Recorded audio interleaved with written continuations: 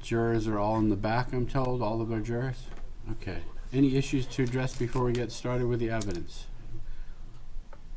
From the state? Any issues to address before we get started with the jury? No? Y'all ready for the jury? Yes, sir. All right, let's bring the jury and we'll get started. Okay. Okay. And we'll go off the record until we're ready for them to come in.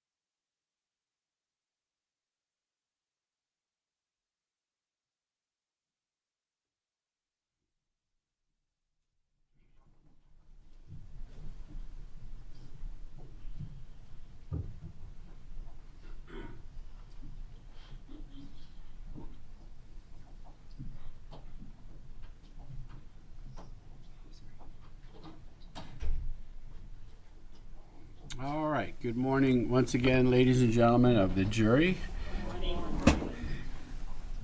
As you're aware, it's my custom at the beginning of every court session to re-advise you the most important principle of a fair trial is that you, the jury, judge the case only on the official evidence presented in court and nothing else. So continue not to talk about the case or the issues or the people involved in the case with anyone, including your fellow jurors. Don't do any research in any form whatsoever, and avoid all media coverage of the case in any form whatsoever. We continue with the state's case, and the state may call its next witness. We call Elizabeth BETOLLA.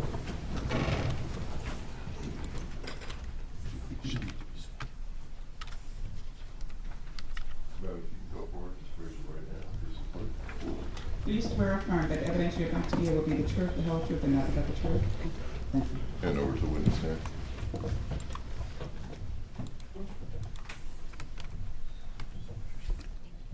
And you may inquire of the witness. Good morning. Good morning. If you could just state your full name and spell your last name. It's Elizabeth Bedolla, Bedolla. Okay, and you are Tanya's mother, correct? That's correct. I want to show you what's been marked for identification. States Exhibit 146. Do you recognize this? Yes, How do you recognize that photograph? she's my daughter. Okay, and is that your daughter for when she was alive? Yeah. This time the state would move into evidence what's been marked for identification as States Exhibit 146. No objection. That item will come into evidence without objection. And at this time the state will just publish what is marked or entered now as States Exhibit 146. Thank you, ma'am. I don't have any other questions. Any questions from the defense? No, Your Honor. Thank you. You may step down. And the state's next witness or item of evidence. Yes, sir. People State of Florida call Rose Rosario.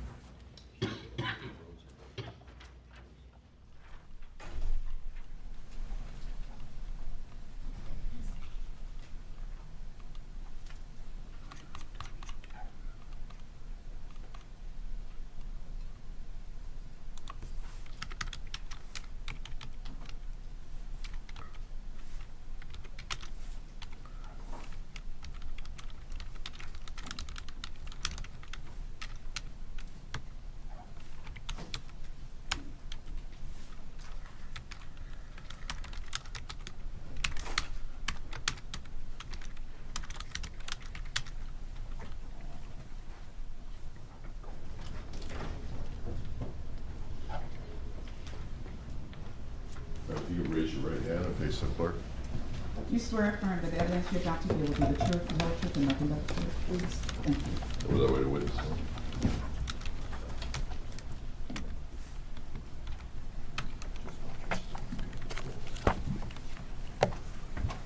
And you may inquire of the witness.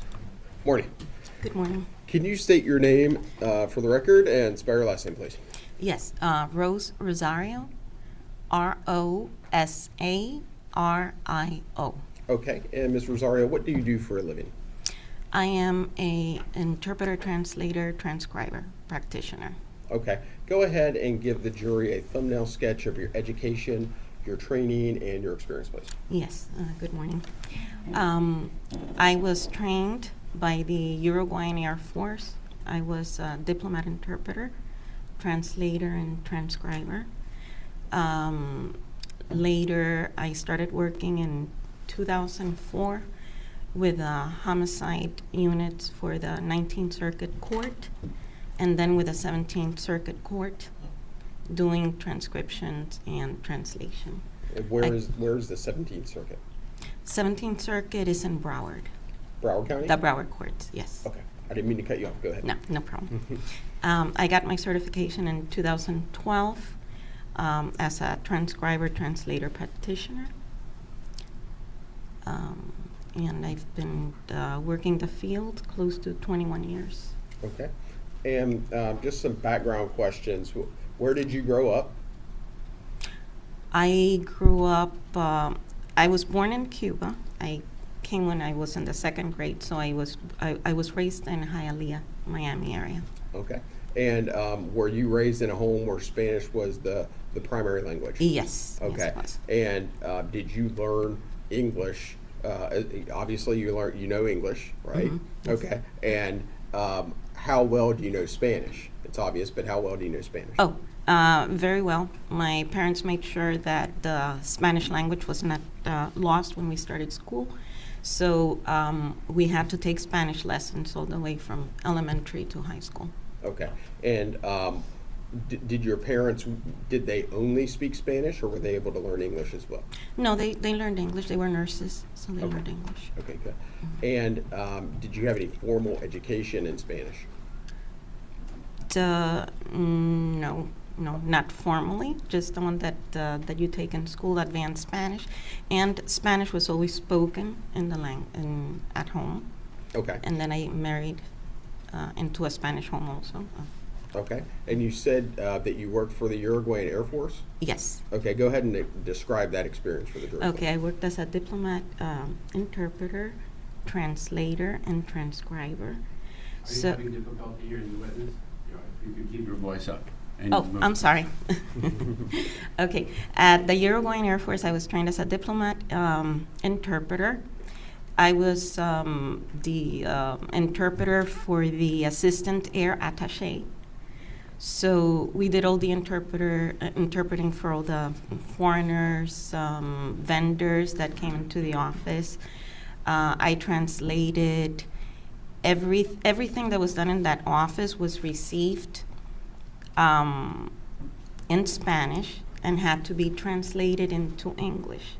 And then with the vendors, it had to be translated back from the English into the Spanish to give back the responses to the Uruguayan Air Force. It was your purchasing office. Okay. And you did that for how many years? 5 years. 40 hours a week? Yes. Okay.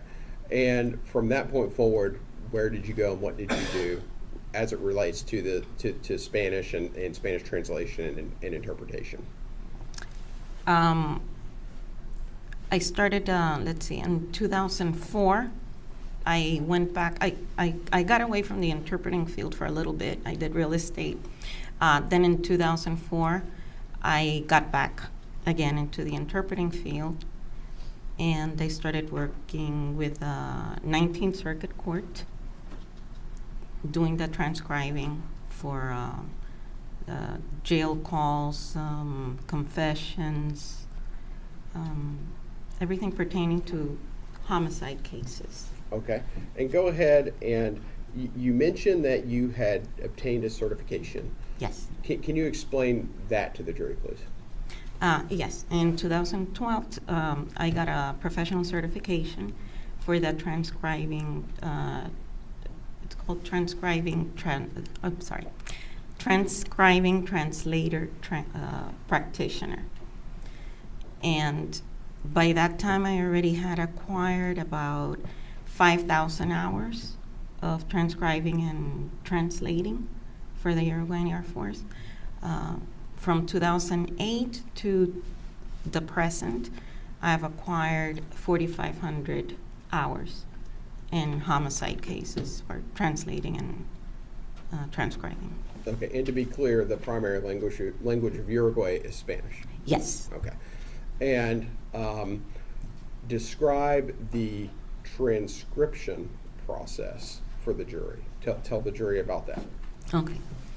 First, we get the sound file or the audio files. We listen to it. You have to listen to it several times before you start transcribing so that you can get familiar with the voice, the speech pattern, the volume. Once you hear it a couple of times, then you start the transcribing process. The transcribing process is done before you start the translating part. Once you have that, if you take a look at the format, you have a column that's in Spanish and a column that's in English. So once all the transcription is done, it gets proofed. We proof it to make sure that we've got everything down that was transcribed. After that portion is done, then we start with the translating part. Okay. And let me ask you this. Is there a difference between translation on one hand versus interpretation on the other? Yes. Okay. Yes. Explain that distinction to the jury, Okay. please. So the interpreters interpret orally. The translators, we do documentation, word documentation. Everything that's in the written form, it's a translator.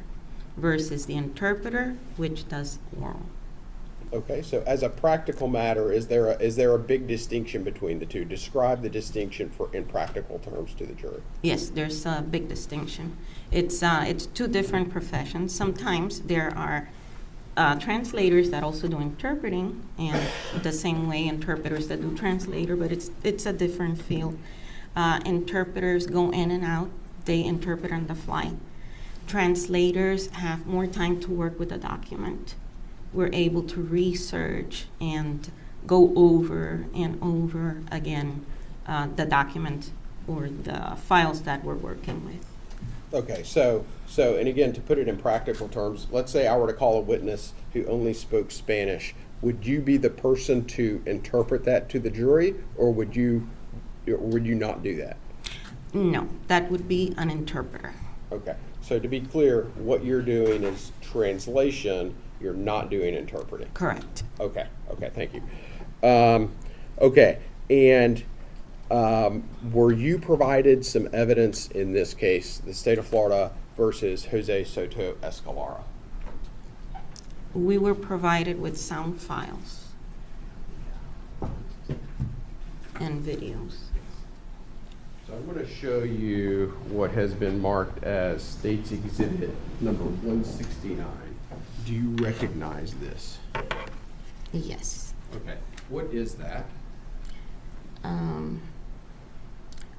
This is the denoised audio video, about 11 hours long. Okay. Then we're done. Is that an external hard drive that contains the audio and video and all the materials you reviewed in Yes. order to arrive at your conclusion in this case? Yes. Okay, and did you translate the August 24th, 2018 video and audio from a Waste Pro garbage truck? Yes. we Is did. that what's on there? Yes. Okay, Yes. and did you reduce your findings to a written transcript? Yes. Okay, and does that transcript reflect what you listened to when you listened to exhibit number 169? Yes. Mhm. Okay, and Your Honor, permission to publish using the same procedure we did yesterday? You can ask the witness questions about content of sections of the item. He's referring to having another person come in to read. Oh, okay, Yeah. yeah, but in that form, yes, Yeah, you do that, okay. okay. Okay, we're gonna go get Mr. Blanco.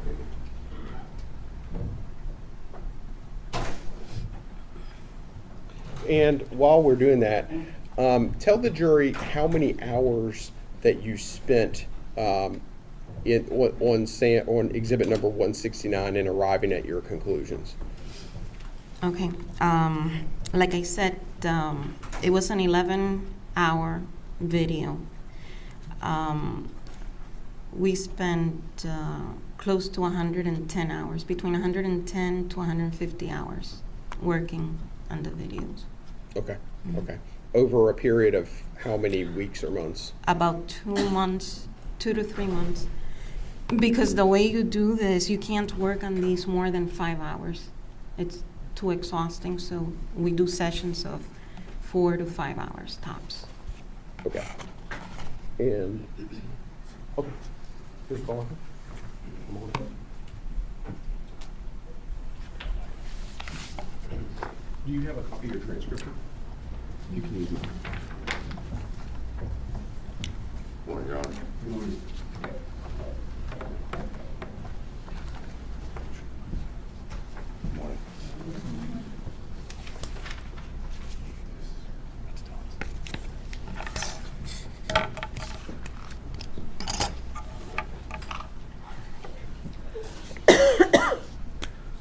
Okay, so Ms. Rosario, can you, we'll start off on page 1, and Mr. Blanca will play the role of the individual that can be more audible. Ms. Rosario, you will play the role of the individual that is less audible. Does that make sense? As we described in my office? Yes. Okay, so we'll go ahead and start on page 1. Ms. Rosario. Know what's crazy? All these gloves are, Throw all that out. it's garbage. Inaudible. Where the hell is the ox tape at? That's in the bag. Oh, Lord, I'm tired. Can't stop thinking about that. I have provided a lot. Huh? Things that are running in my head. Why? Can't think about it. Later. That I would have unintelligible. Well, You can't be mad at people. huh? You can't be mad at the people. Yep. We can throw it in there. Put on the gloves. Okay. Objection, Judge, may we defer? Yes.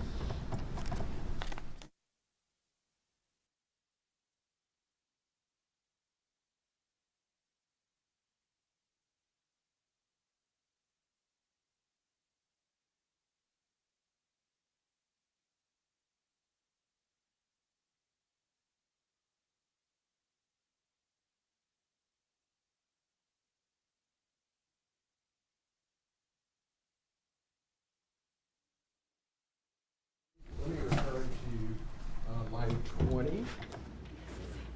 You follow me, Ms. Rosario? Yes. Okay, line 20, go ahead and read all of that particular section, please. Okay. We can throw it in there. Put on the gloves.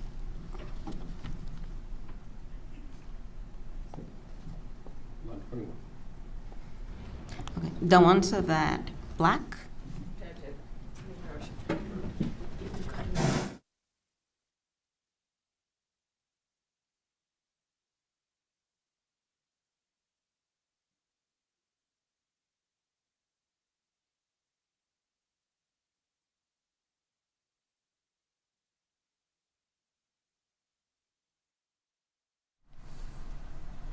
Okay, we'll go back. Line 20, Mr. Belanca. Go.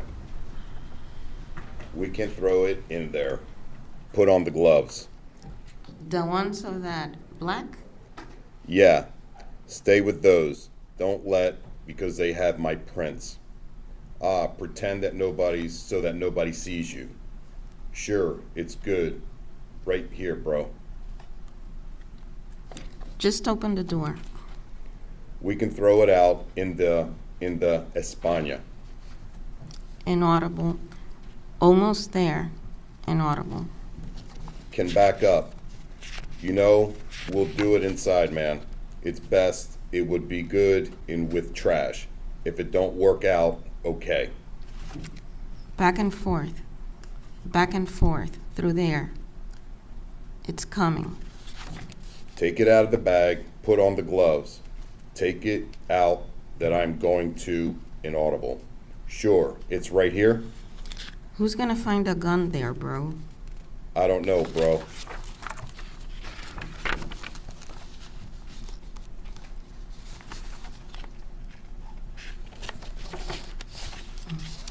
Yeah, ain't nothing outside. That was incorrect. You need to go back. As far as who speaks the line, correct? Sure.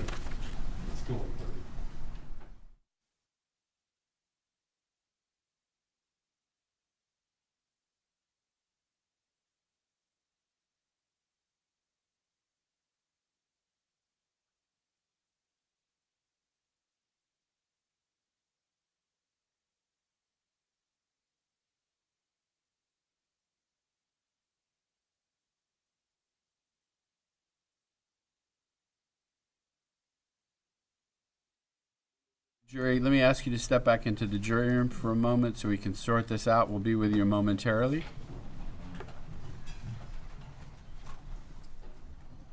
Please leave your notes in your chairs and do not discuss the case.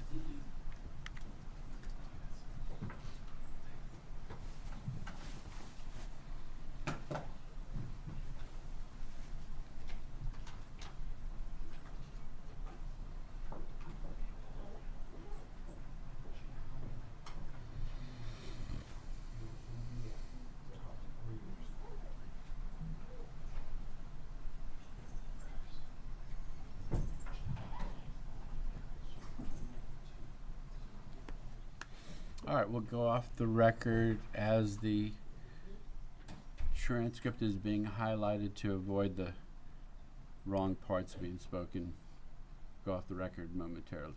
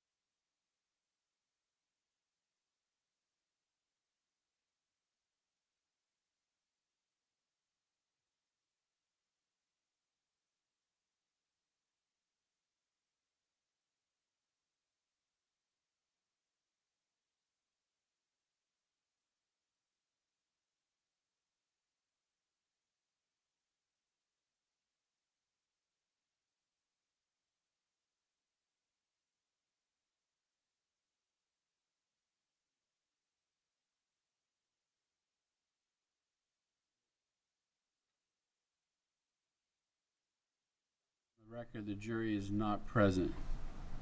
If you'll notice on page All parties present.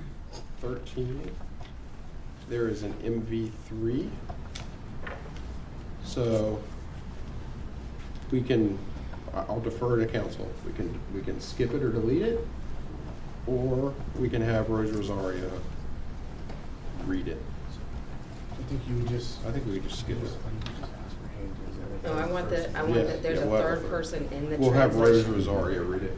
but she needs to make certain that it's a different person. Right, yeah. So I don't know how you're going to accomplish that, but.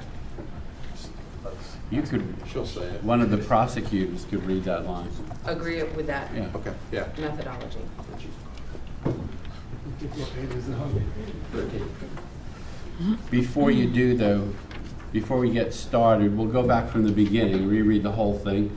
Yeah. And if you want to just clarify through the witness that at some point there's a third voice, and that will be stated by whoever's going to state that. Right. Okay. You're still doing the highlighting? Okay, take your time.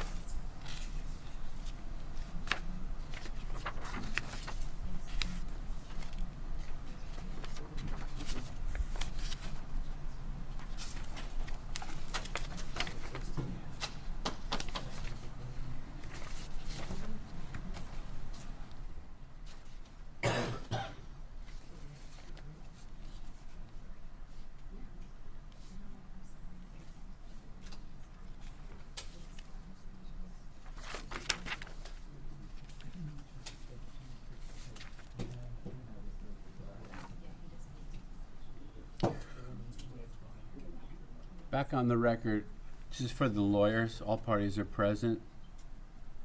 Have I ever told the jury that the transcript will not go back into evidence? I don't believe I have. I think I should, Yeah. Yes, sir. because they're gonna ask for it. Just to be sure that this is just being used to assist putting the evidence on. The evidence is the testimony, not the transcript. The transcript will not be available, so they could take notes. Yes, sir. Okay, Yeah. so I will do that as well before you get started. I'll clarify both transcripts.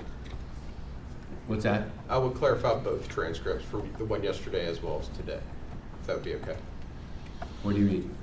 I'm going to instruct them on that. No, yeah, That's but what I we mean. didn't- we didn't Neither tell them transcript yesterday. is Yeah, going to go back, yeah, not just this one. Right, Yeah. okay. Still doing the highlighting. Okay. Both stretch. Yeah.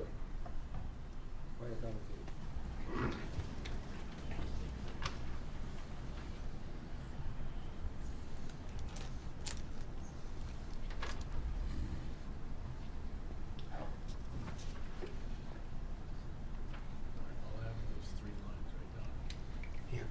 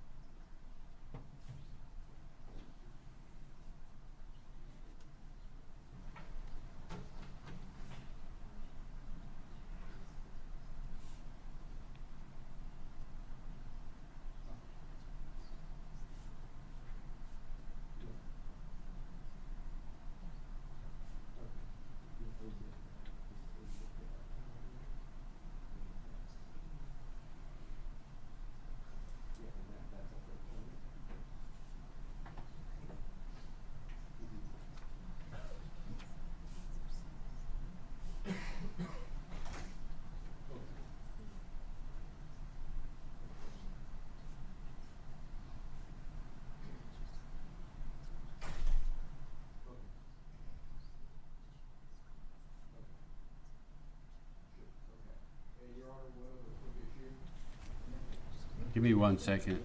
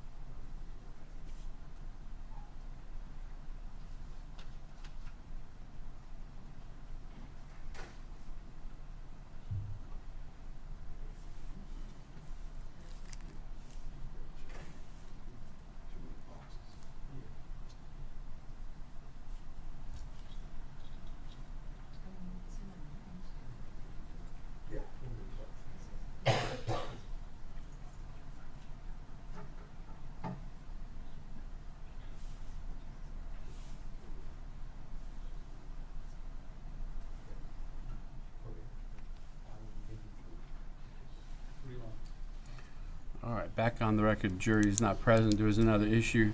Yeah, yes, sir. State. If you'll take a look at page 3, and it's line 37. Let me know when you're there. Ms. Rosario? Can you please explain, if you take a look at page 3, line 37, and just tell the judge what you told me about page 3, line 37. Okay, so, on page 3, the box 37, they stepped out of the truck, so we were not able to see who was the person speaking. I just transcribed the conversation as I heard it without designating anyone because I wasn't able to see who was doing the talk. From the reading, as we cannot attribute it to what we're now calling the closer participant and the further away participant. No objection. All right, so you're both agreeing just not to read that? Correct. Yes, yes, sir. Entry 37. Okay, that's fine.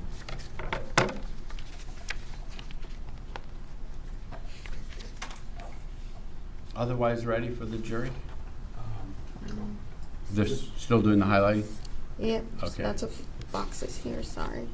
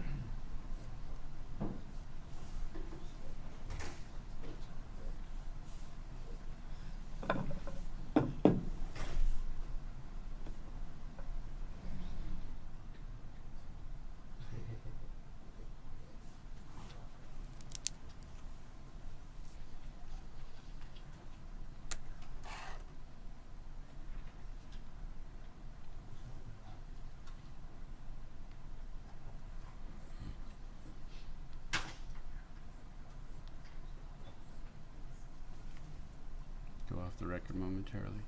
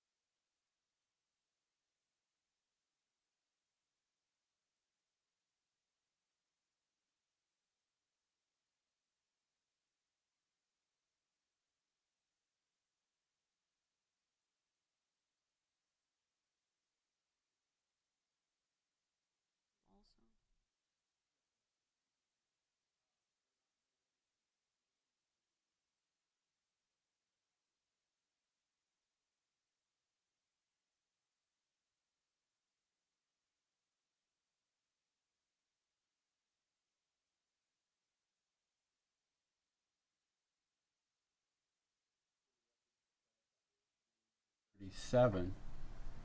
And that was the third person. Okay, so that's what. No, sorry, Judge, just to be clear for the record. There's another one that was the third Right, person. 37 is allegedly, this witness is saying that in 37, the two individuals step out of the garbage truck and they cannot determine Correct. who the speaker is. Just off the record, Mr. Richardson said no one's reading MV3, and that's not accurate. The state's going to read MV3 I'm gonna read on the other MV3 on page. page Okay. Yeah, Correct. I thought you were talking about the one 37. that we did. No one's reading that he's 37. reading. Correct. Yeah.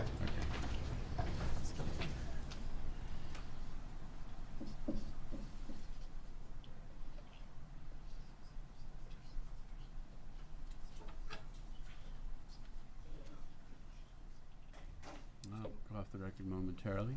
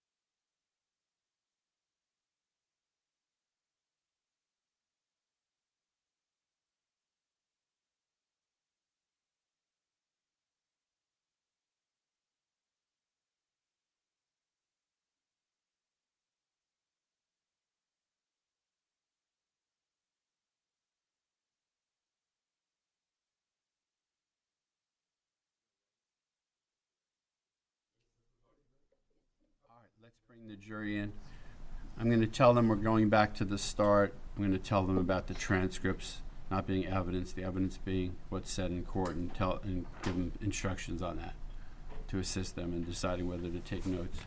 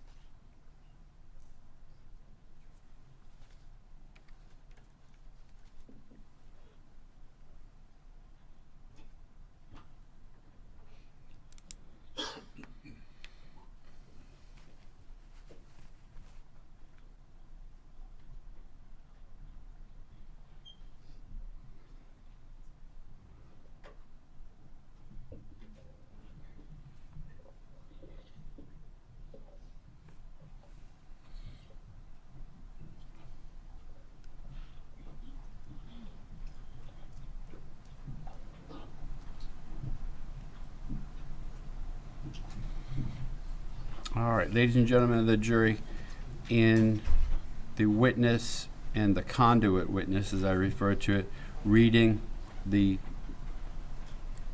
evidence, there was some slight mishaps, which is going to cause us to go back to the beginning.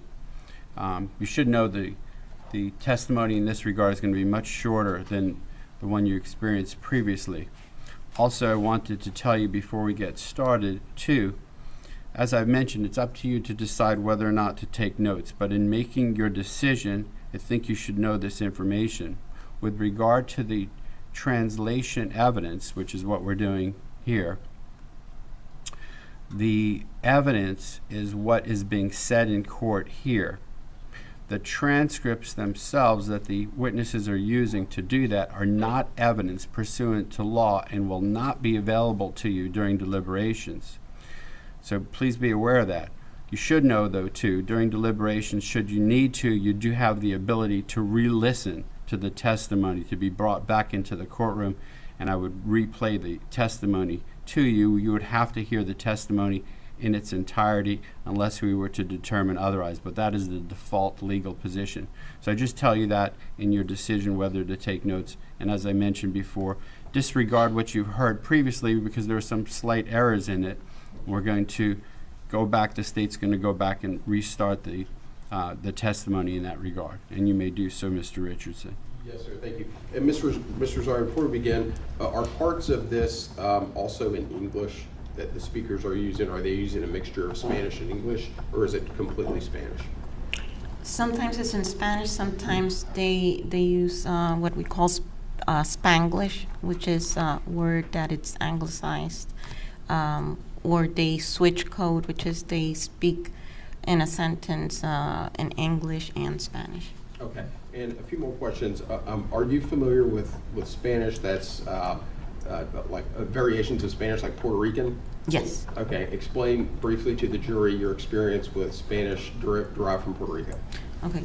Although I was raised in a Cuban family, my husband, whom I was married to for 25 years, is Puerto Rican. Okay. Do you have any trouble or difficulty understanding Puerto Rican? No. Or Puerto Rican Spanish? No, Okay. the regionalisms, no. Okay. All right. So now we're going to start again, and we're going to start on page 1. Mm-hmm.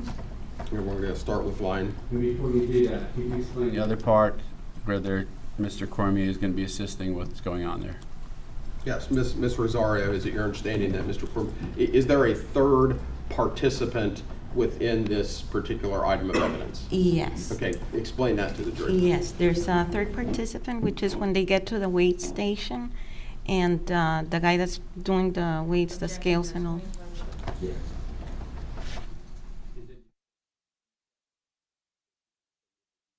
give a very brief explanation of why someone else is speaking. Okay. Without- And without getting into what you saw and what you heard, just why is there a third party there? Because they get to the weight station and Just as far as the voices heard and why there's a third speaker, just focus on that, not with regard to what's going on in the context. we designate a voice number for everyone, for every speaker that we hear. So number 3 would be that person. Number 3, again, is an unknown party. Correct. Okay, gotcha. Okay, so we'll go ahead and start. Okay. Know what's crazy? All these gloves are inaudible. Throw all that out. It's garbage. Inaudible. Inaudible.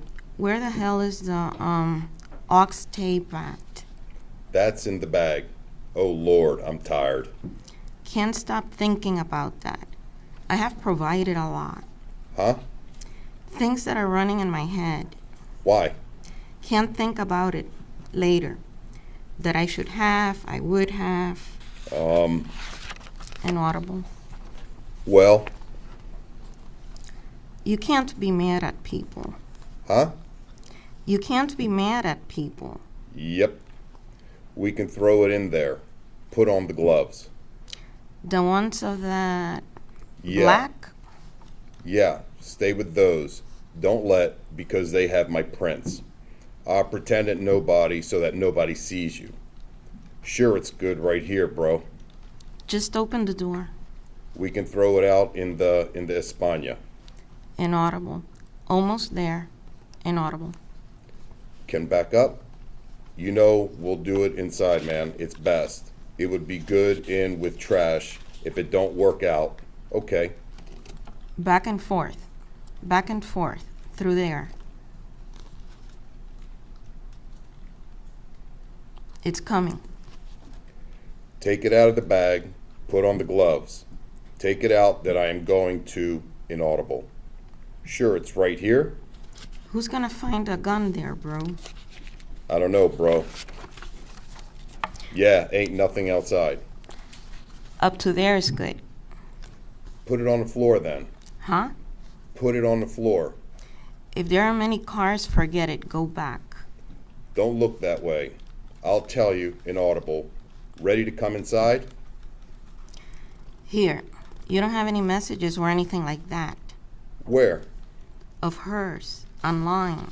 Threatening her or something like that? No. No, none of that. No. No? There's none of that. Inaudible. No? Inaudible. Let me go see something. I did inaudible things. Good. I could have done it alone. Huh? I could have done it. You know why I showed my face? So that they don't assume. Take the right. Where the hell are you going, bro? When I get home, I have to go check it right there. You know what I need from you? Keep me occupied so I don't think. I was talking to a policeman friend of mine about things like this. He says it is not proof of anything. It is inaudible standard. That is not Yeah.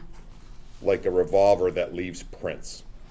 As soon as I walk in, all she looks at me and she says, inaudible. Somebody else. Inaudible. 6:45, bro. And don't call. I left at the house 5-5 on top of the fucking pad. Huh? Telephone call. Hello? Hey? I have to go to the house. Got to go to my house right now. You hear me? Gotta get something. Yeah. Telephone conversation. I'm on the road. Inaudible. Can't get to. Inaudible. Oh, that's what I'm saying. I'm on the road. Is she still at the house? Huh? At her house? She's leaving. She told me she would like. Inaudible. Oh, God. Well, I'll see you at the house because I have 4 cartridges bags on top of the pickup truck there that match the cassettes. Where are you going to pick it up? Now, move, dump that, go to the house. Should I tell Mike, inaudible, I'm driving and my wallet I left at home? Can't be fucking. You can't think too much. You can't be back and forth because that's how you get caught. That's tough. You gotta act calmer. Yeah, the auxiliary port cord. It's there in that bag. Huh? The auxiliary, I'm saying, the wire. I had it there. Right there. This part. Here. You put it in. Hold on a second. You moved it.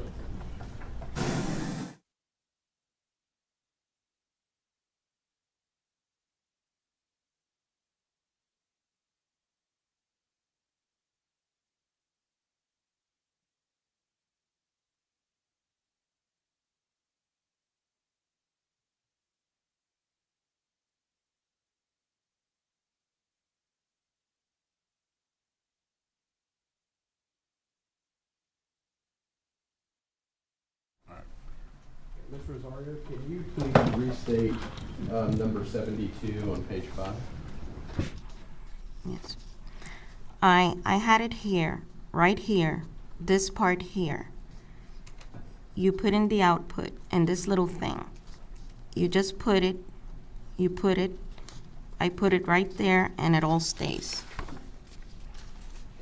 It's rolled up in that little black thing. You'll see it. It's in the top zipper. Where are you at? You're in the wrong place. There, right there. Should be wrapped up in a little black inaudible. Inaudible. I'll do it. Tell me what it is saying. Welcome. Right there. Inaudible. Right there. Inaudible. Main road. Already dropped the kids off? Inaudible. Did she have any money yesterday? Huh? She didn't have any money on her? I didn't have time for that. She didn't have money? I don't know. Why? Was asking. I should have went. I think it. Man, they're killing their beat, bro. Why? They went through his road. No, he didn't. Yes, he did. Inaudible. Who's the driver? Johnny. That means he's in there then, right? Oh shit. That's a Waze Pro truck. Yeah, put some like Aventura, like Bashada shit like that. Go on. Do you have some Romeo? Huh? Romeo Santos? Santos? What kind of bullshit is that one? Definitely dirty. That's inaudible dad. Huh? His dad. Where? In that yellow inaudible GTO. Ah, my head keeps on hurting. Inaudible. Inaudible. What time is it? 8 something. 8:16. Let's see what the fuck he said. Who? You wanted to go. Inaudible, right? No, no. Yawns out loud. Inaudible. You got one more. Huh? Inaudible. Up front. Huh? Inaudible. I want to do it when I get out of here. Inaudible. Huh? No man can be happy. Oh, that's all I need. What? I'm totally fucked. Do you have water in there? Inaudible. Huh? Inaudible. Something burnt? Put something Traviano. One's life, bro. I need a fucking drink. What are you going to do with this? I have food. You're gonna eat salad? We're here. Get me a drink. My fucking mouth is dry. Huh? My mouth is dry. Did you hear me? Can you grab me a Monster or a Gatorade? What? Hey, inside. You wanna inaudible? Huh? Ain't it? Huh? Inaudible. Who? You. An orange one? Inaudible. Good. Now you know how I feel when I get no sleep. I get dehydrated the next day. It's hot out. Eat this, inaudible. The dehydrate will go away. I like when inaudible. If you eat this, you get hydrated. You don't want to eat it? The last one? Fuck you, bro. Nasty. Want a sandwich? Hey, want to put your music on?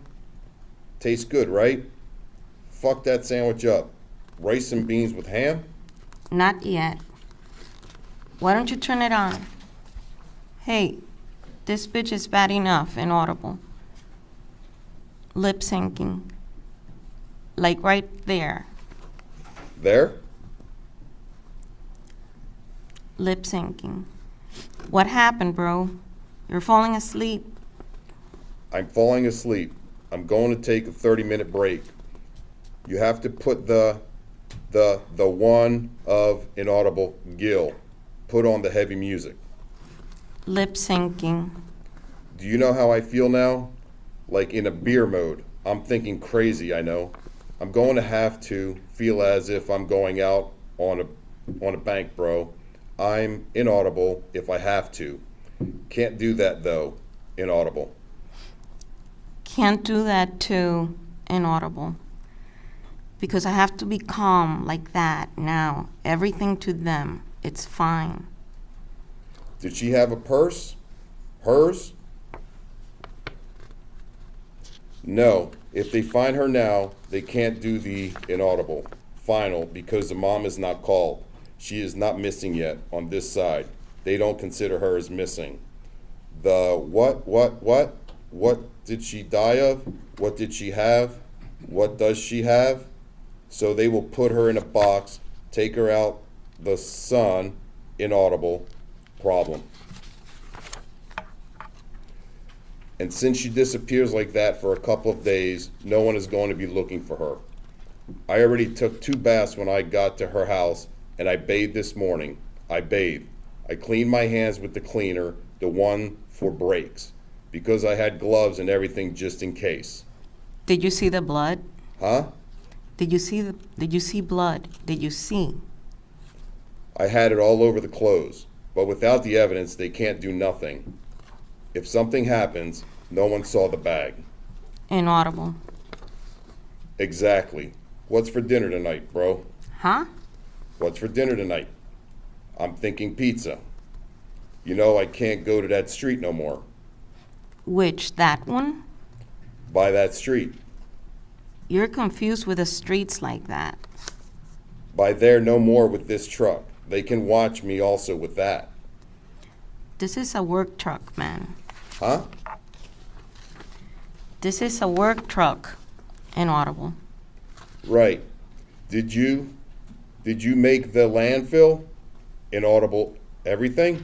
I hope so. Inaudible. I want to move forward and get out of this mess. You got to run through this side right here. It's bigger. Inaudible. Inaudible. Hold that. Hold on so I don't lose it. Lip syncing. You said there should be one over here? Huh? Huh? There should be one over here? Nothing there. Huh? Nothing there. Inaudible. Bro, look at her hair. Laughs out loud. Watch there. From the back. Inaudible. Who? I'm starving, man. We'll get a little piece of food. I have to put my plate back of that. I'm going to put it there. The plate, put it back. Of your car? I took it off. The one that says Puerto Rico, I took it off. I have to put it back on. Do you smell that burnt shit? Huh? Smell it. What is that? I don't know. You smell it though, right? Yeah, keep your eye on it. Can be your battery. Did it start otherwise right? Keep your eye on it. Radio still working? Yes, sir. Thank you. He waved at us and everything. He said it audible. Inaudible. Huh? Inaudible. He waved at us. Nice and easy. All right. What do you feel like cooking tonight? I don't know. All right, look. That's probably what it is. What? The batteries.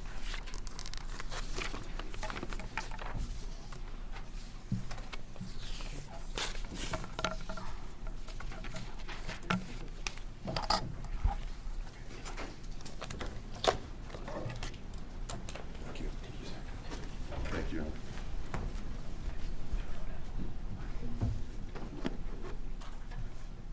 Okay, Ms. Rosario, to do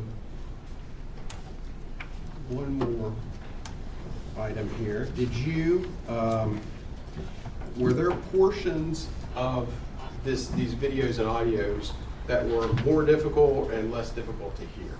Were more of them audible and some of them unaudible, or what? Can you explain that to the jury? Yes, they were. All this was taking place in a truck, so there was a lot of noise, and he had the radio on also. It was difficult, but doable. We took a lot of time with it. Okay. I want to go ahead and publish, do you have that part of it? I'm going to go ahead and publish a part of it, and if you could translate that portion, and if you need to, refresh your recollection with the transcript. Does that make sense? Yes.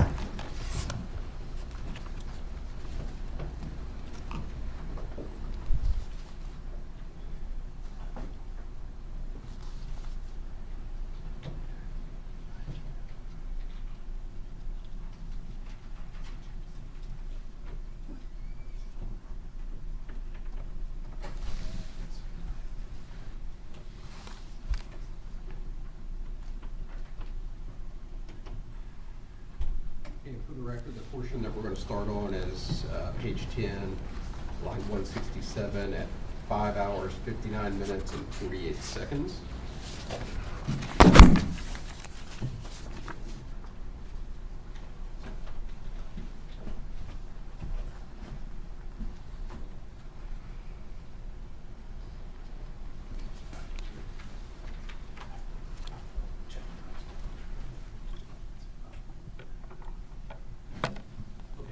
Are you ready? I'm sorry, could you repeat the portion, the So section? we're going to go to page 10, Mm-hmm. line number 167. Okay.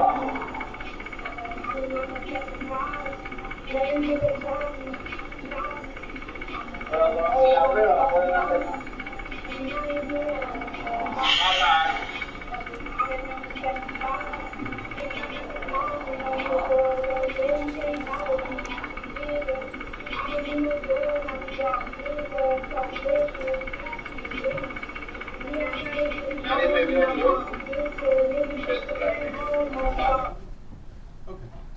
Now, Ms. Rosario, if you could refresh your recollection and tell the jury what was said at that particular portion. Okay.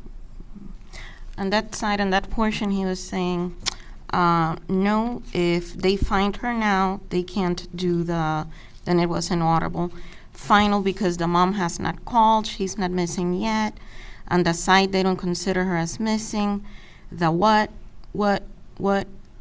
did she die of? What did she have? What does she have?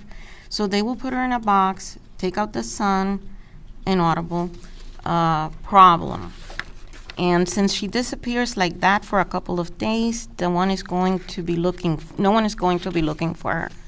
I already took 2 baths. When I got to her house and I bathed, this morning I bathed, I cleaned my hands with a cleaner, the one for breaks, because I had gloves and everything just in case. Did you see the blood?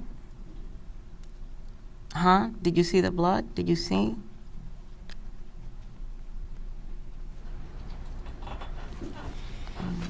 I had it all over the clothes, but without the evidence, they can't do nothing. If something happens, no one saw the bag. Exactly. What's for dinner tonight, bro? Huh? What's for dinner tonight? I'm thinking pizza. I think that's what somebody. Okay, thank you. And to be very clear, the person who said I had it all over the clothes, but without the evidence, they can't do nothing, was that the individual that was easier to hear? Yes, that was, The individual is easier to hear? yes, Okay. MV1, yes. Okay, all right, thank you.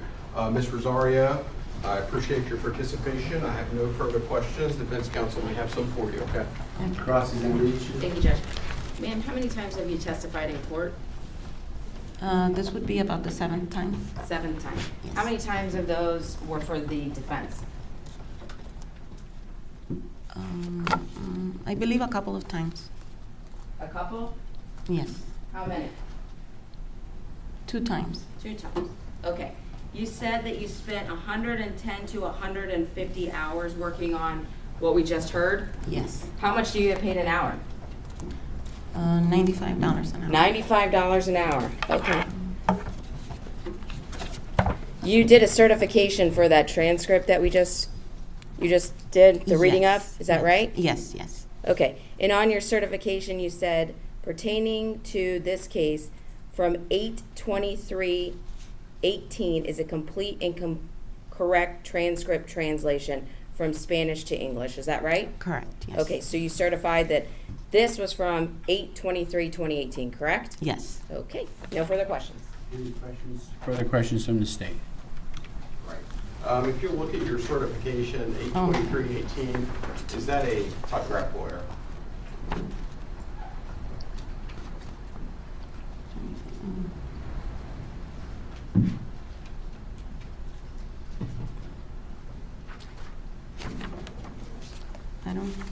I don't have the, If I show you the certification, will that refresh your recollection?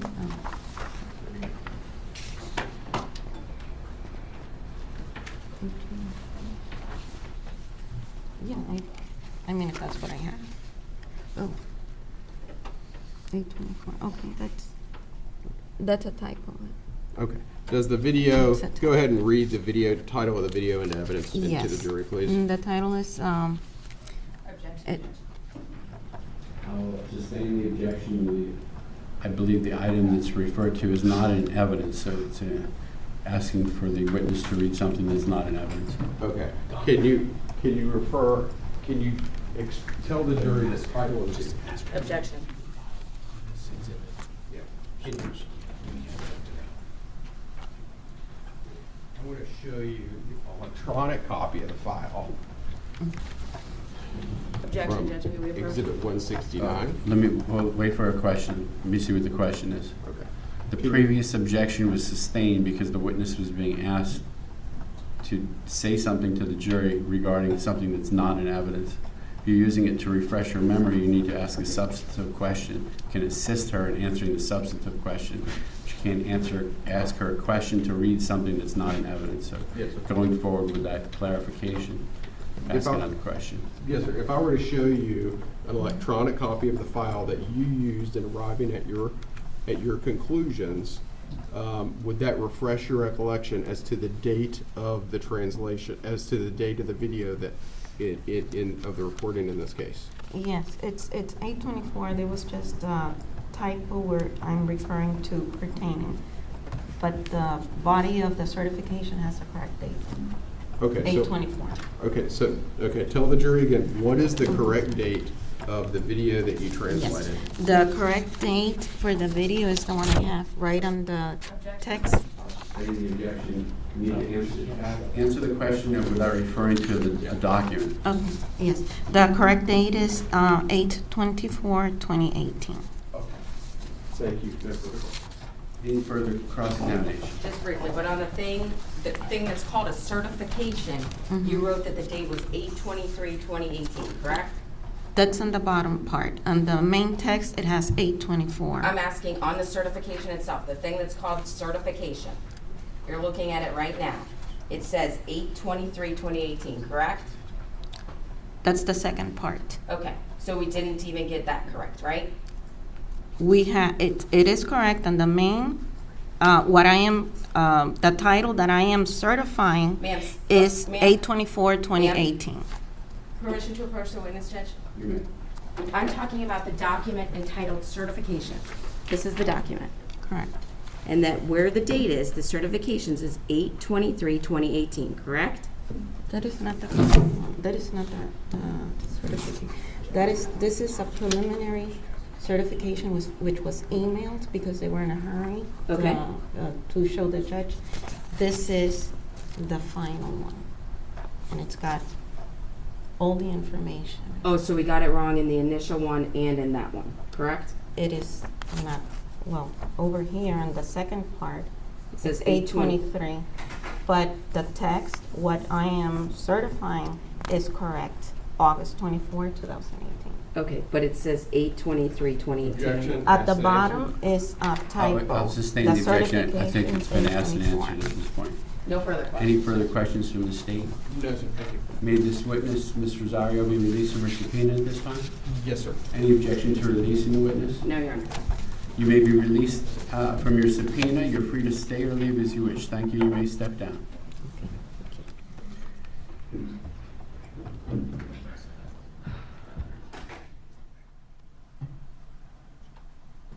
And the state's next witness or item of evidence. Yes, sir. The people of the state of Florida recall Detective Chris Newman.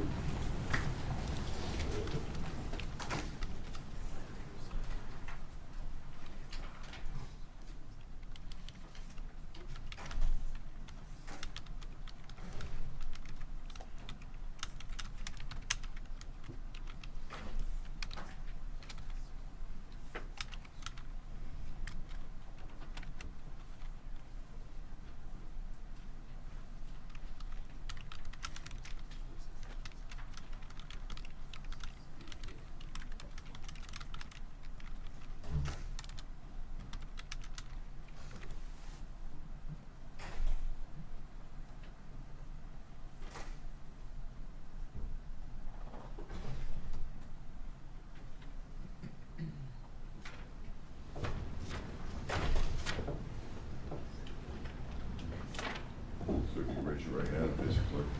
Do you swear affirm that evidence you're about to give will be the truth, the whole truth, and nothing but the truth? I swear. Thank you.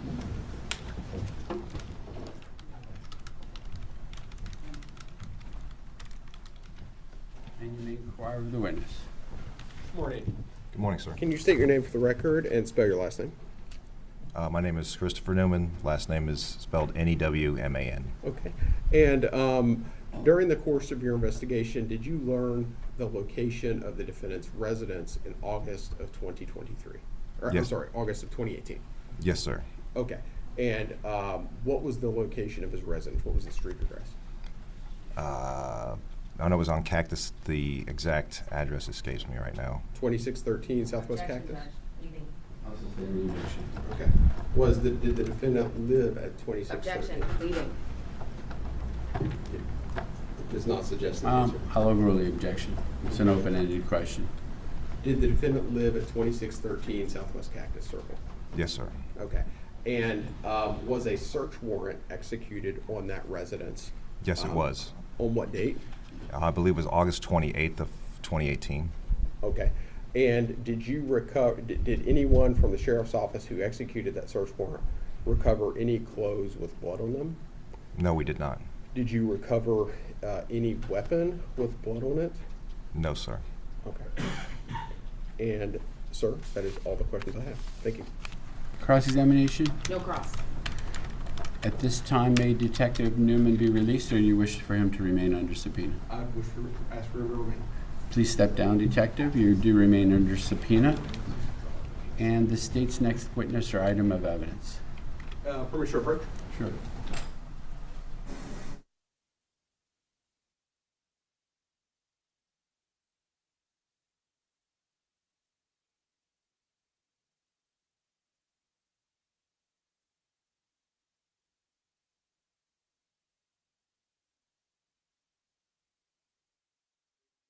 We're going to take a restroom break at this time for 10 minutes. Please do not discuss the case with each other. Leave your notes in your chairs. We'll be with you in 10 minutes.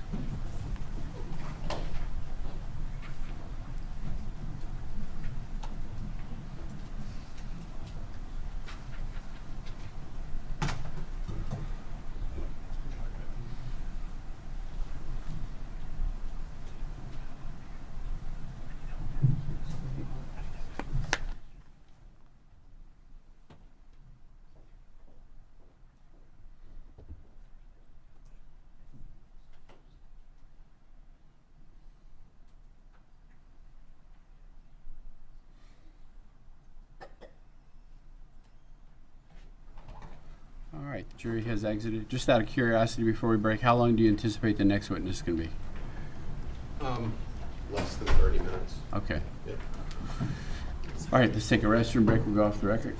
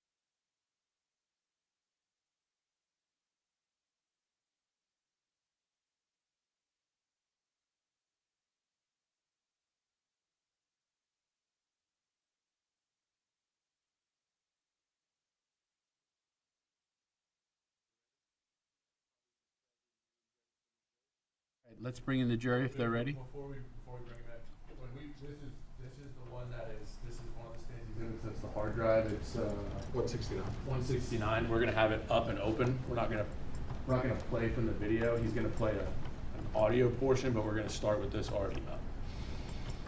Which, it's in evidence, they can view it, but I'm just making sure if there's any issues beforehand, I want to.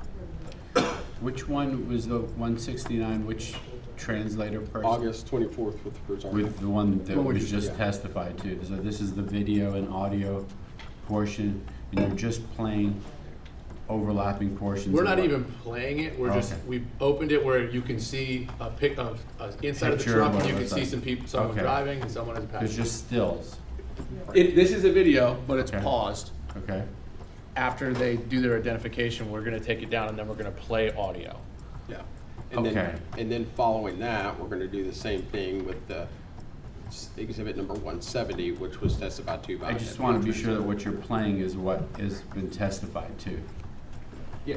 It has, and we are not playing any portion that we have agreed is redacted. Okay. Perfect. Right. Yeah, okay. Very good. Let's bring in the jury.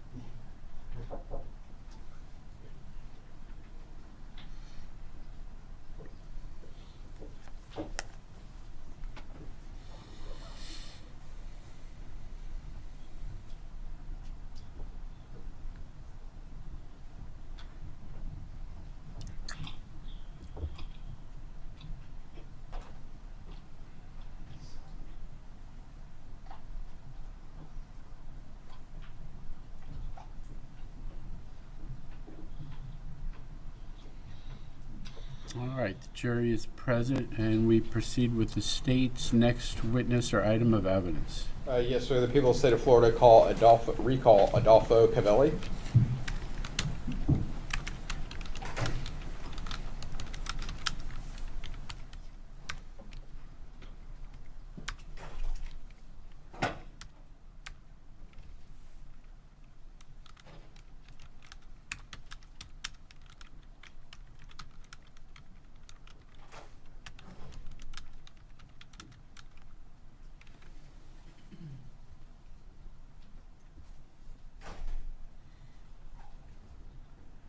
So you raise your right hand and Yes, face the sir. clerk.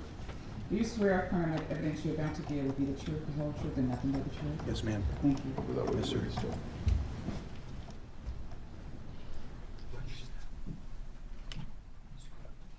And you may inquire of the witness.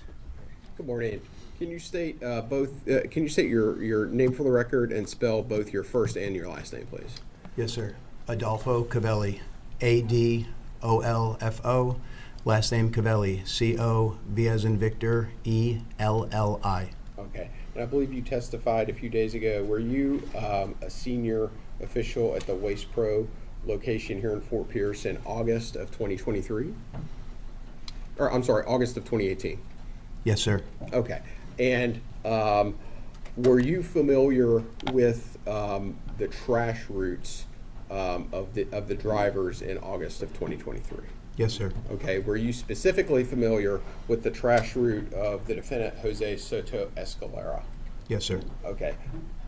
Did he have a trash route in northern Fort Pierce? Yes, sir. Okay. Can you tell the jury what his trash route was? Yeah. I can't give you the exact every road and all that, but it was in North Fort Pierce, in the Andrio Road area, Johnson Road, Rousseau Road, around the Spanish Lakes area in northern Fort Pierce, St. Lucie County. Okay. And can you walk the jury through was there a system in place where each of the employees of the Waste Pro, if they were on a garbage truck, what was their knowledge of the camera and recording system?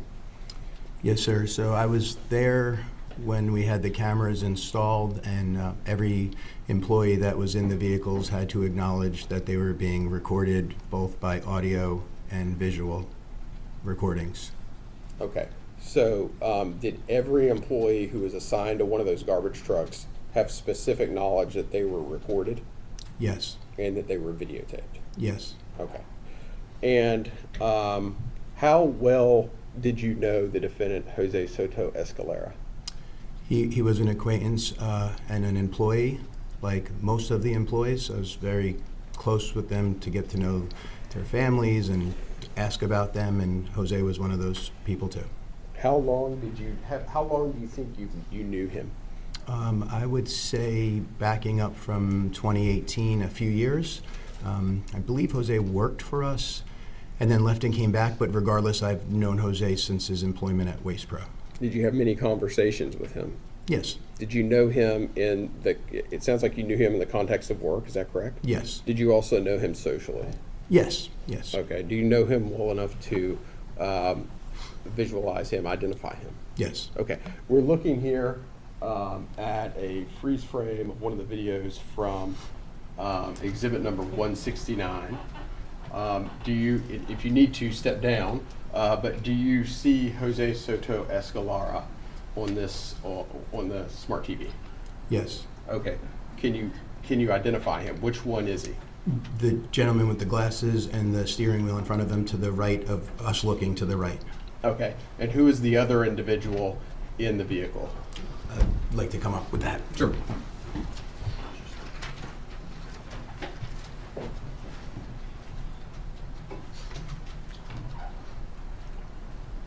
Who is that? The helper of the route, Eric Alvarado. Okay. And did you speak to Jose Soto-Escalera enough to recognize his voice? Yes. Okay. And based on that familiarity, if I were to play you a clip from an audio of exhibit number 169, would you be able to recognize his voice? If I hear it, yes. Okay. Okay, so for the record, we're going to go to page 10, line 167 of the transcript. It will be at 5 hours, 59 minutes, and 48 seconds.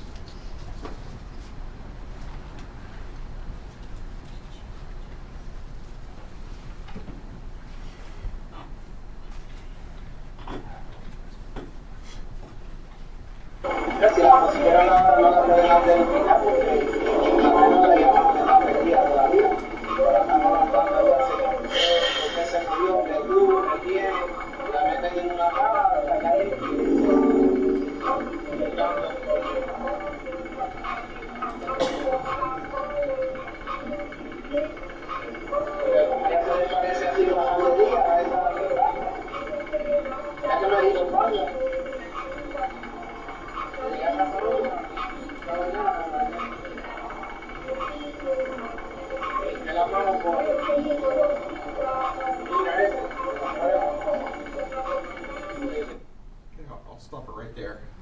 Did you hear two voices in that clip? Yes. Was one softer and one more audible? Yes. Okay. And are you familiar also with Eric Alvarado's voice? Yes. How long had you known Eric Alvarado for? Since his time of employment, I don't recall exactly how long. It was a shorter time period than Jose Soto. Had you had multiple conversations with Eric Alvarado? Yeah, I'd greet the team every single morning, all the employees, yes. Okay. And can you tell the jury the identity of the individual whose voice was less audible in that clip?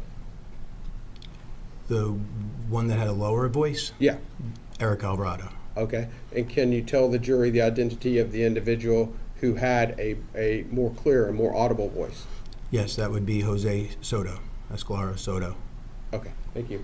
I'm now going to show you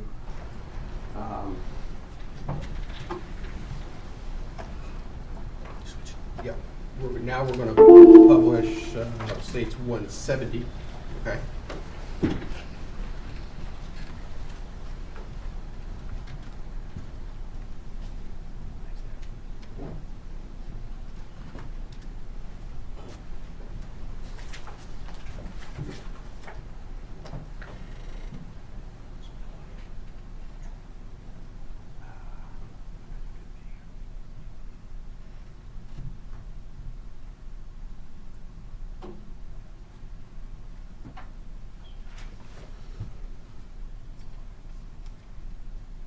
Okay, I'm going to show you a video from August 21st of 2018.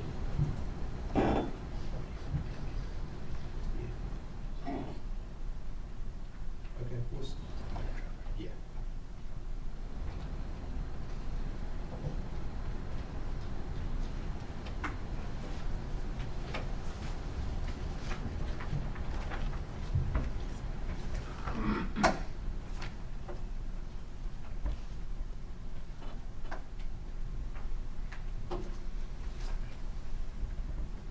Yes, okay. Are you, can you take a look at those individuals in that one that's working?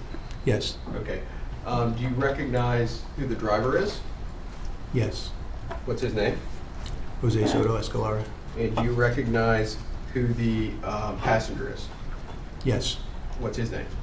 Eric Alvarado. Okay, thank you. Yep. We'll go to August 23rd of 2018. Video.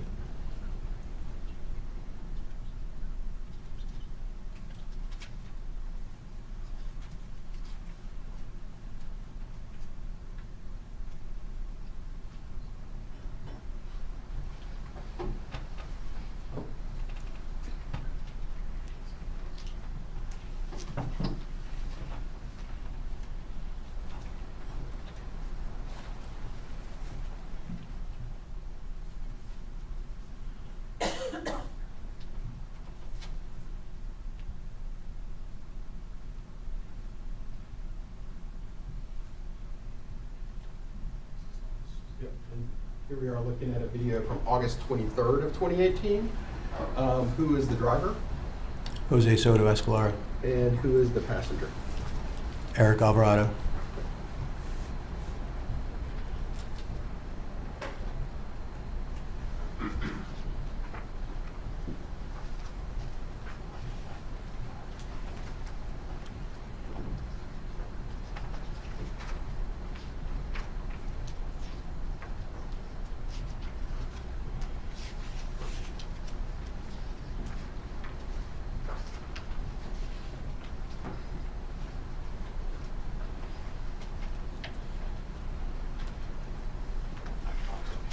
And here we are looking at August 25th of 2018. Who is the passenger? With the sunshine, do you mind if I walk up, please? Sure. Thank you.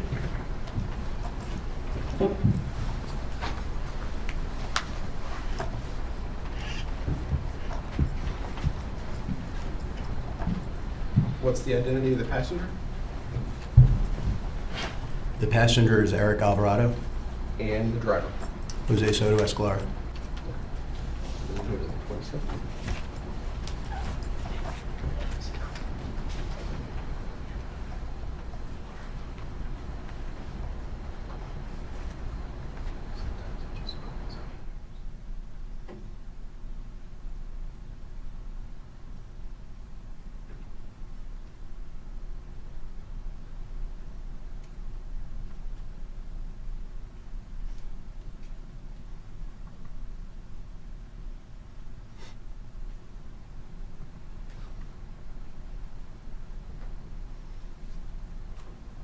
Okay, same question on the video from August the 27th of 2018. Who is the driver?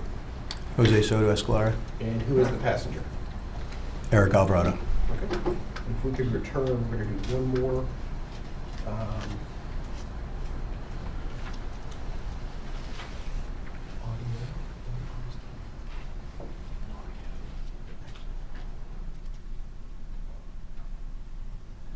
Sir, thank you very much. That's all the questions I have. Thank you. Any questions from the defense? No, Your Honor. May Mr. Cavelli be released from his subpoena at this time? Yes, sir, you may. Thank you, Mr. Cavelli. You're released from your subpoena. You're free to stay or leave as you wish. Thank you very much, sir. Thank you. And the state's next witness or item of evidence. Your Honor, at this time, the people will say before arrest. Ladies and gentlemen of the jury, at this time, the state has rested its case. Let me ask you to step back into the jury room for a moment. Please do not discuss the case and leave your notes on your chairs, and we'll be with you momentarily.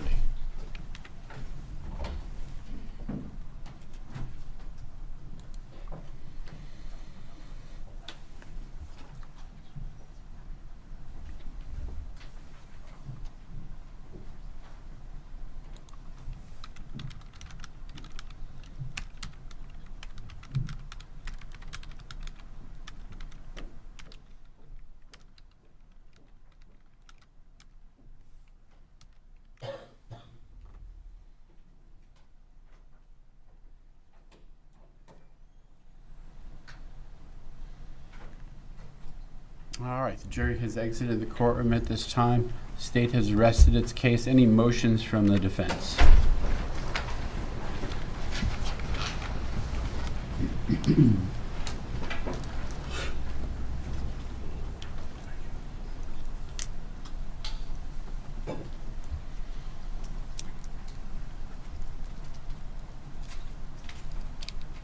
No motions from the defense. Okay, and from the defense, no witnesses other than whether the defendant is going to testify. Do you need time to confer?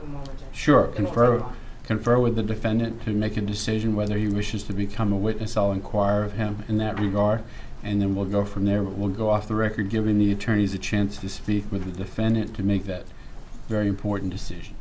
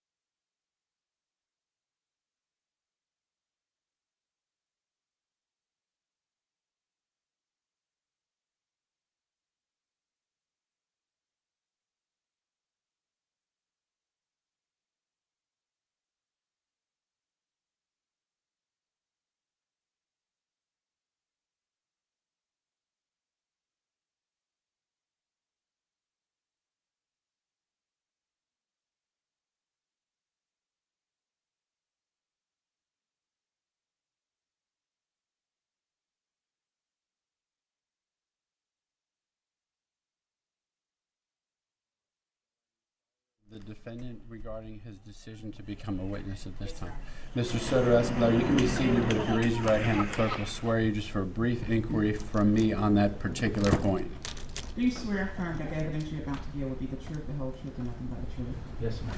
Mr. Soto-Escalera, the decision whether to become a witness in the case, unlike most decisions in trial, is personal to you, meaning you receive the advice of counsel, but you make the decision up and above their advice. If there's a disagreement as to whether you should testify, you get to make that call, even if you disagree with your attorney. You have received their counsel. Are you first of all, do you understand the decision is personal to you? Yes, sir. Are you deciding to testify or not? No, sir. Not. Are you doing that of your own free will? Yes, sir. I will find that you're making the decision not to become a witness freely, knowingly, and voluntarily, and will proceed in that fashion. And therefore, let's discuss the plan. My suggestion is to release the jury till, when they come in, have the defense rest, release them till 1 o'clock. We'll do a quick charge conference and give you the remainder of the 2 hours to polish your closing arguments and proceed at 1 o'clock. Is that a good plan? I think the parties might have agreed a different plan, Judge. to Okay. present to you, but Well, I'm open. I'm Mr. open. I'm just okay. I know we talked about finishing tomorrow too, which is possible. Is that what you had your eyes on? 'Cause Yes, sir, if that would be okay with the court. Yeah, Friday works better, if that's okay. We've had a long 3 weeks. I'm open to that. Of course, the advantage if you do it this afternoon, I realize I've done your jobs as well, so I realize what goes into a closing argument. The advantage is, if there is a conviction, you get tomorrow off to prepare. There's that too. But either way, is that what you both agreed on? Yes, sir. Okay, that's fine with me. All right, so then I would bring in the jury, have the defense rest, and then tell them they're excused for the rest of the day. We'll do closing arguments tomorrow morning. I do have a suggestion, Judge. Sure. And, you can Close deny tomorrow? it. What? Rest tomorrow for you? No. I don't mind resting now. I was just wondering if we could do the charge conference now and charge the jury today, and that way when we come back tomorrow, we could just go straight into closings and then they deliberate. You want me to read the instructions to them before your closing arguments? Yes, sir. State agree? That read all the jury instructions before? Correct, that's the Yes. request. You mean today or tomorrow? Today. Today. That way we make good use of the time. So then what Yeah. we would do closing, and then you would remind them and say, I read you the law yesterday? Yeah, I've never done that, but it's a standard practice with other judges. There's nothing wrong with it. And they're gonna get a copy of it anyways. Exactly. Yeah, I just think that'll give them something to ruminate Saves us over time. tonight. I have no problem. It's time efficient for me. Right. And I always wonder why there's not more requests to do that, because they'll know what the law is before you make your arguments as opposed to the other way around. Exactly. Okay. And I'll tell them the attorneys have agreed with this procedure. I'm going to instruct you on the law, and then they're going to make their arguments tomorrow. Don't form any definite or fixed opinion at this time. You haven't heard their arguments. Correct. Are you going to tell them in the instructions about their ability to review the testimony again? I think the only issue was the way it was said could be interpreted that they have to listen to the whole trial, and that that rule only applies to individual witnesses. Well, let's do the charge conference now. Yes, sir. Do you have my latest? Yes, sir. You have my latest email in that regard. I just took out, obviously, the defendant has become a witness. What I have remaining for your consideration, from my perspective, before we go back to the beginning, under weighing the evidence, can I take out, has the witness been convicted of a felony? Yes, sir. Because there's no such thing in this case. Okay. Correct.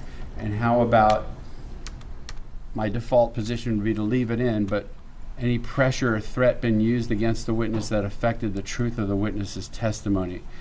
We could have had that in this case, but I don't think we is there any of that? Anybody want that? No, sir. State? I couldn't quite hear, I'm sorry. Has any pressure or threat been used against the witness that affected the truth of the witness's testimony? Not impressive. Both sides agree. I'm going to take that out. So now we have, in that section 7, with the extras being offered to receive money, which there is, and make an inconsistent statement, which there also is. And, all right, so going to the top, any objections to the way I have it? You may, I don't know if you caught this, because the last version I sent you, I don't think I alerted you to this, but there was one section I added in, unborn child, where it should be. I don't know if you caught that, but it's there now, and it's proper in one of the unborn child instructions. I think it was actually on page, what should be page 5 for you, lesser included. That last sentence, the lesser included crimes of first-degree murder of an unborn child or second-degree murder of an unborn child and manslaughter of an unborn child. Before it said just second-degree murder or manslaughter, so I just added that in. It's a very slight tweak. You may, if you see that. But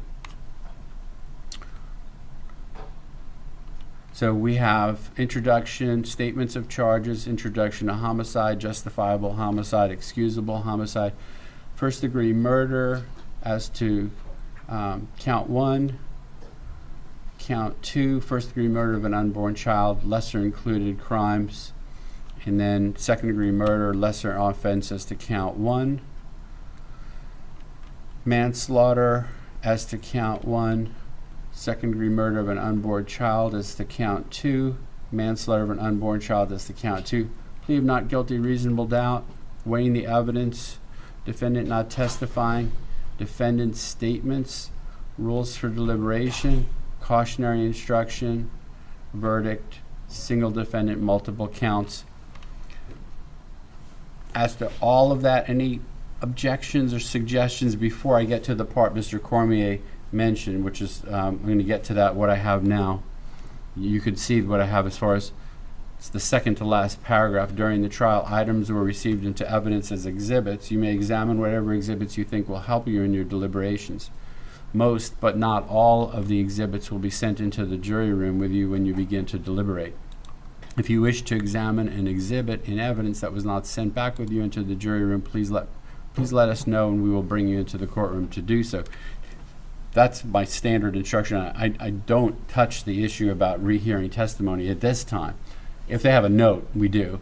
And what I was alluding to when I spoke to them about that was the default position is to play the entire testimony of those two witnesses, which is the safest, more proper thing to do. I have had it sometimes, and the law does allow, if they specify to us one particular place, you could do that. But in this case, it's going to be extremely difficult. I'm not sure how they would do that unless they were going like section 3 or something like that, as Mr. Richardson was referring to it. You know, if they did that, perhaps there would be an agreement, but otherwise it'd be the default position. And those portions are really not very long anyway, so my default position would be to do that, but it's not addressed in there. So do you want some time to look over what's there and see if you have any objections to it before I actually instruct the jury? Well, page 2. Page You 2. go to count 2. In element 2, there's just a typo for the name of the defendant. Actually, and also in element 1. You're saying page 2. I have page 2 as excusable homicide. So do I. Oh no, I'm sorry. I'm sorry. Count 2, first degree murder of an unborn child. So, yeah, it says Soto-Escalera. Soto-Escalera. Oh, And then look I at think that. it's spelled Okay, wrong in the gotcha. phone. Yeah, it's spelled wrong in number 1 as well. It is spelled wrong in the word? Yes, it's an E-R-A. E-R-A. Oh, okay, gotcha. And I think in the other count you had his middle name. Let me see, hold on. Sometimes it has Tanya's middle name and sometimes it doesn't. Her middle name or his? His. And hers, sometimes she's referred to as Tania Wise, sometimes she's referred to as Tanya Wise. Anyone have a problem if I just get rid of the middle names and we say Jose Soto-Escalera and Tania Wise? Because middle names, like, why are we? No It's like a objection. wedding No objection. invitation or something, you know. No objections. Okay, so I will go ahead and do that. Let me see, hold on.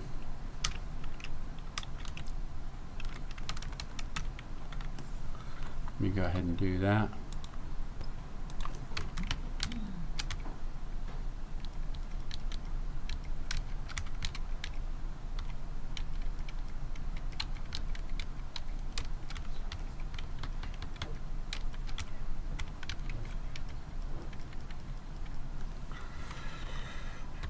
as you're reading over the rest of them, just taking my time and without using controlled find, just going through it, so don't make any other.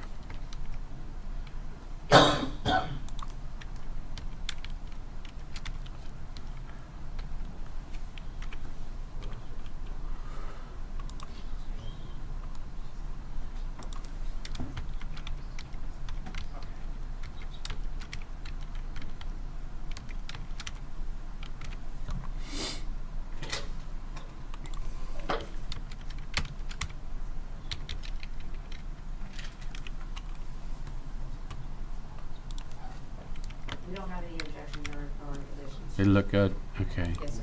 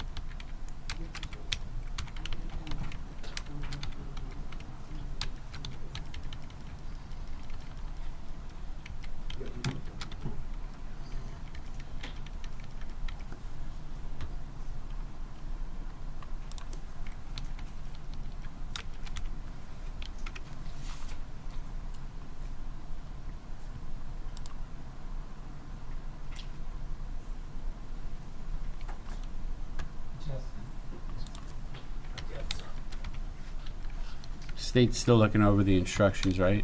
Yeah. Okay.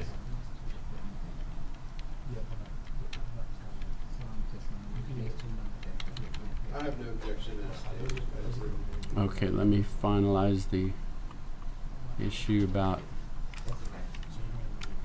names.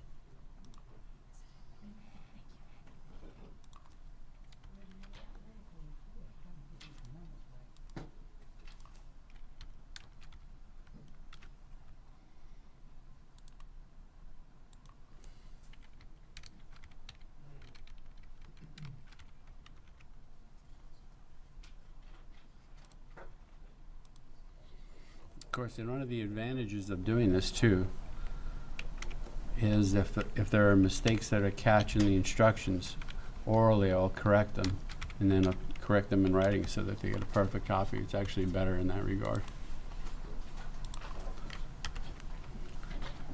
So as I read along, does anyone want a hard copy of the instructions finalized? I would. Okay, do that.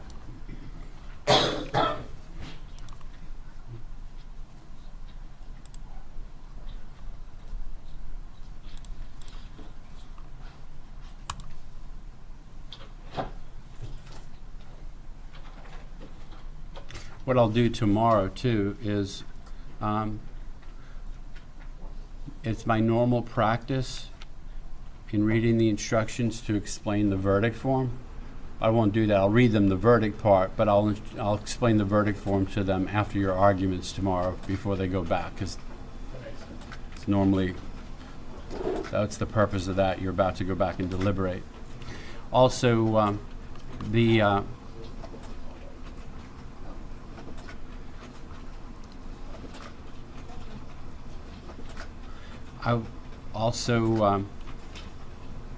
submitting case to jury, I should probably read that tomorrow.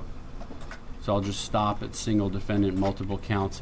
Tomorrow, I'll reiterate verdict, single defendant, multiple counts, and submitting case to the jury, explain the verdict form, and then send them back tomorrow. But at least they'll get the full instructions on the law at this time.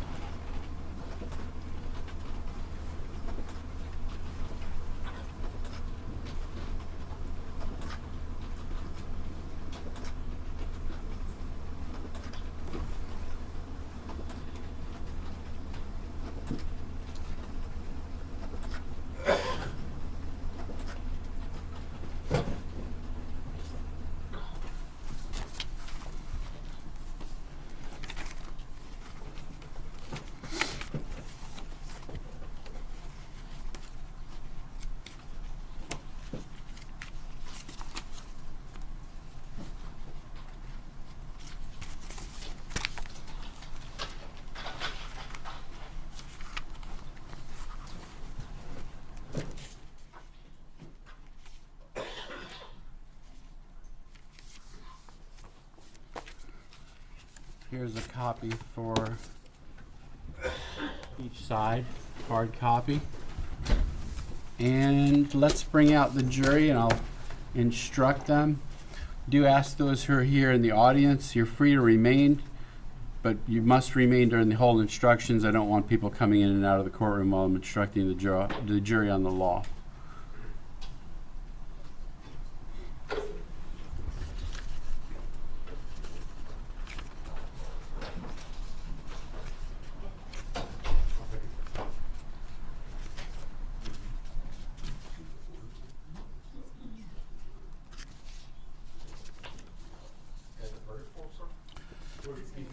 You're doing that tomorrow. Yeah.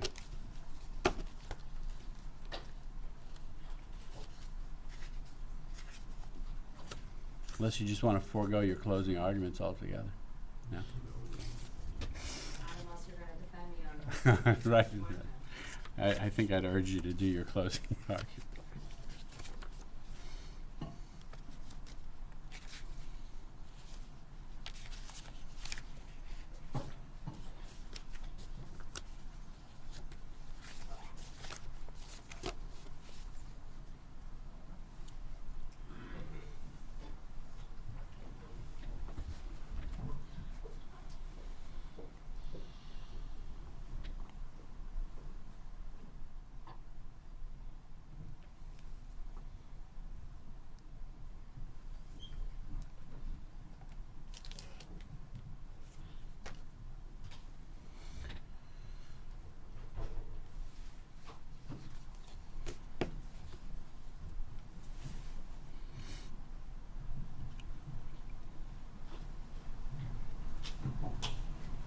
All right, the jury is present. The state has rested its case at this time. Does the defense also rest its case at this time? The defense rests, Judge.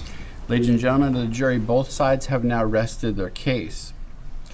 What we would normally do at this time is do the closing arguments, and then I would conclude the trial with the jury instructions and have you deliberate. We're going to depart from that and use an alternate procedure, which is perfectly fine and legal and perhaps better for the situation. What I'm going to do at this time is instruct you on the law as agreed upon by the lawyers, and then they're going to make their closing arguments to you tomorrow morning, after which you'll begin to deliberate on the case. The advantage of this is you'll have heard the law already as an advantage to you understanding their arguments to put it into context. But please remember something I instructed you on throughout the trial, which is do not form a definite or fixed opinion on the merits of the case until you've heard all of the evidence, the arguments by the attorneys, and the law as I instruct you. And it was stated in that sequence because that's normally the sequence. So you're going to hear the law, but don't form any definite or fixed opinion until you've heard the attorney's arguments tomorrow. And of course, until the time I send you back into the jury room, don't discuss the case with anyone, including your fellow jurors. I suppose what I'm saying is the fact that I'm going to instruct you on the law now is not an invitation to start your deliberations, which are actually mentioned in the instructions, that you don't start your deliberations until tomorrow after the attorneys make their final arguments to you. Also, I'm going to be reading the instructions to you. Tomorrow, after the arguments are made, these instructions will go back with you into the jury room, and I'll have a copy for each of you individually for you to refer to should you need further reference to the instructions during your deliberations. And members of the jury, I thank you for your attention during this trial. Please pay attention to the instructions I'm about to give you. Jose Soto-Escalera, the defendant in this case, has been accused of the following crimes. Count 1, first-degree murder with a weapon. Count 2, first-degree murder of an unborn child. Introduction to homicide. Jose Soto-Escalera is accused of first-degree murder in counts 1 and 2. First-degree murder includes the lesser crimes of second-degree murder and manslaughter, all of which are unlawful. However, a killing that was excusable or that was committed by the justifiable use of deadly force is lawful. If you find Tania Wise and her unborn child were killed by Jose Soto-Escalera, you will then consider the circumstances surrounding the killing in deciding if the killings were first-degree murder or second-degree murder or manslaughter, or whether the killing was excusable or resulted from justifiable use of deadly force. Justifiable homicide.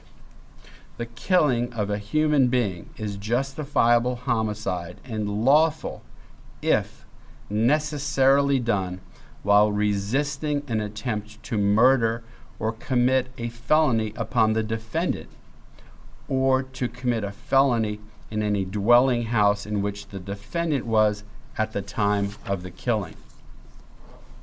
Excusable homicide. The killing of a human being is excusable and therefore lawful under any one of the following 3 circumstances. 1, when the killing is committed by accident and misfortune in doing any lawful act by lawful means with usual ordinary caution and without any unlawful intent. Or 2, when the killing occurs by accident and misfortune in the heat of passion upon any sudden and sufficient provocation. Or 3, when the killing is committed by accident and misfortune resulting from a sudden combat, if a dangerous weapon is not used and the killing is not done in a cruel or unusual manner. A dangerous weapon is any object that will likely cause death or great bodily harm if used in the ordinary and usual manner contemplated by its design and construction. I now instruct you on the circumstances that must be proved before Jose Soto-Escalera may be found guilty of first-degree murder with a weapon, first-degree murder of an unborn child, or any lesser included crime. Count 1, first-degree murder. To prove the crime of first-degree premeditated murder, the state must prove the following three elements beyond a reasonable doubt. 1, Tania Wise is dead. 2, the death was caused by the criminal act of Jose Soto-Escalera. And 3, there was a premeditated killing of Tania Wise. An act includes a series of related actions arising from and performed pursuant to a single design or purpose. Killing with premeditation is killing after consciously deciding to do so. The decision must be present in the mind at the time of the killing.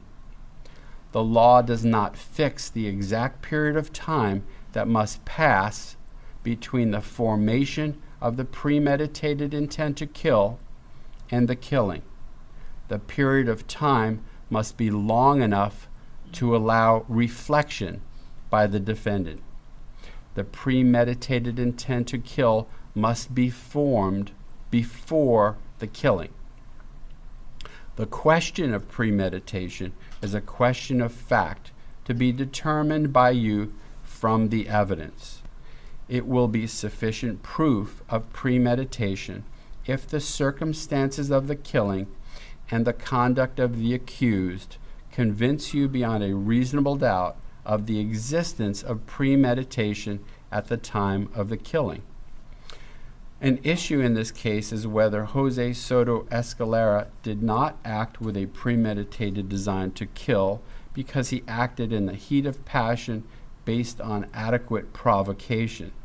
In order to find that the defendant did not act with a premeditated design to kill because he acted in the heat of passion based on adequate provocation, there must have been a sudden event that would have suspended the exercise of judgment in an ordinary reasonable person, and a reasonable person would have lost normal self-control and would have been driven by a blind and unreasoning fury, and there was not a reasonable amount of time for a reasonable person to cool off, and a reasonable person would not have cooled off before committing the act that caused death.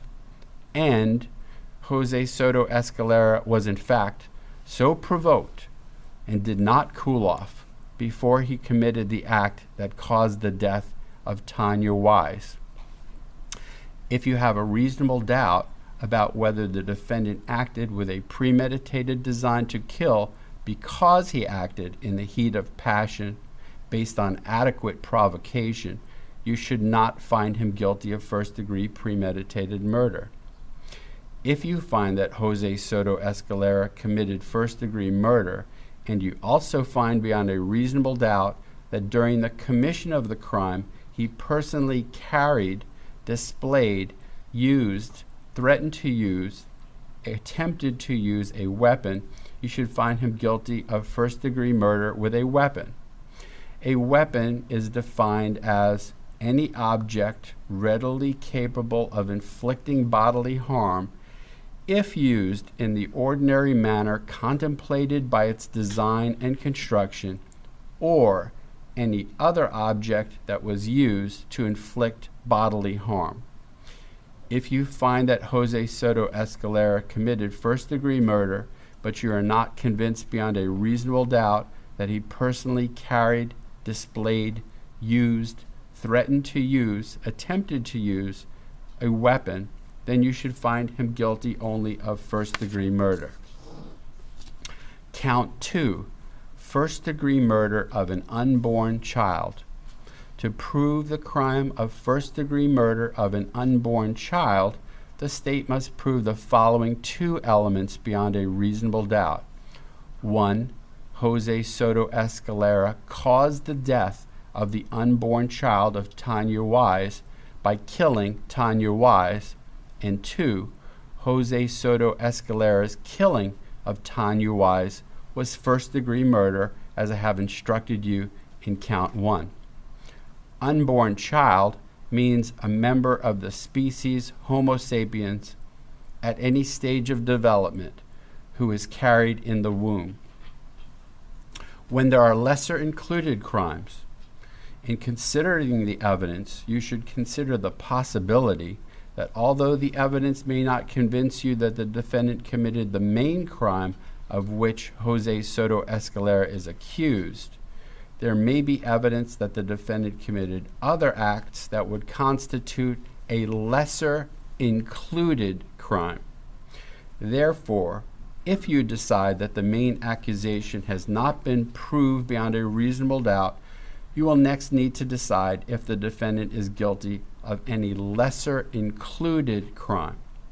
The lesser included crimes of first-degree murder with a weapon are second-degree murder and manslaughter.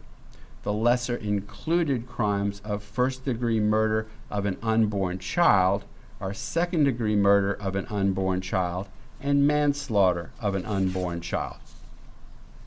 Second-degree murder, a lesser included offense as to count 1. To prove the crime of second-degree murder, the state must prove the following 3 elements beyond a reasonable doubt. 1. Tania Wise is dead. 2. The death was caused by the criminal act of Jose Soto-Escalera. And 3. There was an unlawful killing of Tania Wise by an act imminently dangerous to another and demonstrating a depraved mind without regard for human life. An act includes a series of related actions arising from and performed pursuant to a single design or purpose. An act is imminently dangerous to another and demonstrating a depraved mind if it is an act or series of acts that 1. A person of ordinary judgment would know is reasonably certain to kill or do serious bodily injury to another, and 2. Is done from ill will, hatred, spite, or an evil intent, and 3. Is of such a nature that the act itself indicates an indifference to human life. In order to convict of second-degree murder, it is not necessary for the state to prove the defendant had an intent to cause death. An issue in this case is whether Jose Soto-Escalera did not have a depraved mind without regard for human life, because he acted in the heat of passion based on adequate provocation. In order to find that the defendant did not have a depraved mind without regard for human life, because he acted in the heat of passion based on adequate provocation, there must have been a sudden event that would have suspended the exercise of judgment in an ordinary, reasonable person, and a reasonable person would have lost normal self-control and would have been driven by a blind and unreasoning fury, and there was not a reasonable amount of time for a reasonable person to cool off, and a reasonable person would not have cooled off before committing the act that caused death, and Jose Soto-Escalera was in fact so provoked and did not cool off before he committed the act that caused the death of Tania Wise. If you have a reasonable doubt about whether the defendant had a depraved mind without regard for human life because he acted in the heat of passion based on adequate provocation, you should not find him guilty of second-degree murder. If you find that Jose Soto-Escalera committed second-degree murder, and you also find beyond a reasonable doubt that during the commission of the crime he personally carried, displayed, used, threatened to use, attempted to use a weapon, you should find him guilty of second-degree murder with a weapon. A weapon is defined as any object readily capable of inflicting bodily harm if used in the ordinary manner contemplated by its design and construction, or any other object that was used to inflict bodily harm. If you find that Jose Soto-Escalera committed second-degree murder, but you are not convinced beyond a reasonable doubt that he personally carried, displayed, used, threatened to use, attempted to use a weapon, then you should find him guilty only of second-degree murder. Manslaughter, a lesser included offense as to count 1. To prove the crime of manslaughter, the state must prove the following 2 elements beyond a reasonable doubt. 1, Tania Wise is dead. And 2, Jose Soto-Escalera intentionally committed an act or acts that caused the death of Tania Wise. Every person has a duty to act reasonably toward others. If there is a violation of that duty without any conscious intention to harm, that violation is negligence. The defendant cannot be guilty of manslaughter by committing a merely negligent act, or if the killing was either justifiable or excusable homicide, as I have previously instructed you. In order to convict of manslaughter by act, it is not necessary for the state to prove that the defendant had an intent to cause death, only an intent to commit an act that was not merely negligent, justified, or excusable, and which caused death. If you find that Jose Soto-Escalera committed manslaughter, and you also find beyond a reasonable doubt that during the commission of the crime he personally carried, displayed, used, threatened to use, attempted to use a weapon, you should find him guilty of manslaughter with a weapon. A weapon is defined as any object readily capable of inflicting bodily harm if used in the ordinary manner contemplated by its design and construction, or any other object that was used to inflict bodily harm.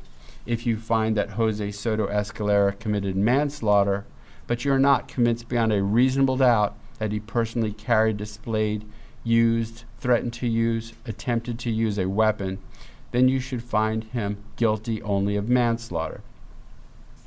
Second-degree murder of an unborn child, a lesser included offense as to count 2. To prove the crime of second-degree murder of an unborn child, the state must prove the following 2 elements beyond a reasonable doubt. 1, Jose Soto-Escalera caused the death of the unborn child of Tania Wise by killing Tania Wise. And 2, Jose Soto-Escalera's killing of Tania Wise was second-degree murder, as I have instructed you in count 1. Manslaughter of an unborn child, also a lesser included offense as to count 2. To prove the crime of manslaughter of an unborn child, the state must prove the following 2 elements beyond a reasonable doubt. 1, Jose Soto-Escalera caused the death of the unborn child of Tania Wise by killing Tania Wise. And 2, Jose Soto-Escalera's killing of Tania Wise was manslaughter, as I have instructed you in count 1. Plea of not guilty, reasonable doubt, and burden of proof. The defendant has entered a plea of not guilty. This means you must presume or believe the defendant is innocent.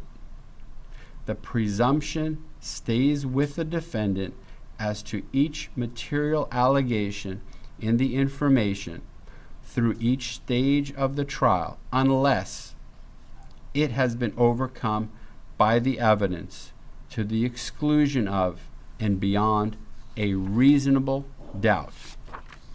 To overcome the defendant's presumption of innocence, the state has the burden of proving the crime with which the defendant is charged was committed, and the defendant is the person who committed the crime. The defendant is not required to present evidence or prove anything. Whenever the words reasonable doubt are used, you must consider the following. A reasonable doubt is not a mere possible doubt, a speculative, imaginary, or forced doubt. Such a doubt must not influence you to return a verdict of not guilty if you have an abiding conviction of guilt. On the other hand, if, after carefully considering, comparing, and weighing all the evidence, there is not an abiding conviction of guilt, or of having a conviction, it is one which is not stable, but one which wavers and vacillates, then the charge is not proved beyond every reasonable doubt, and you must find the defendant not guilty because the doubt is reasonable. It is to the evidence introduced in this trial and to it alone that you are to look for that proof. A reasonable doubt as to the guilt of the defendant may arise from the evidence, conflict in the evidence, or the lack of evidence. If you have a reasonable doubt, you should find the defendant not guilty. If you have no reasonable doubt, you should find the defendant guilty.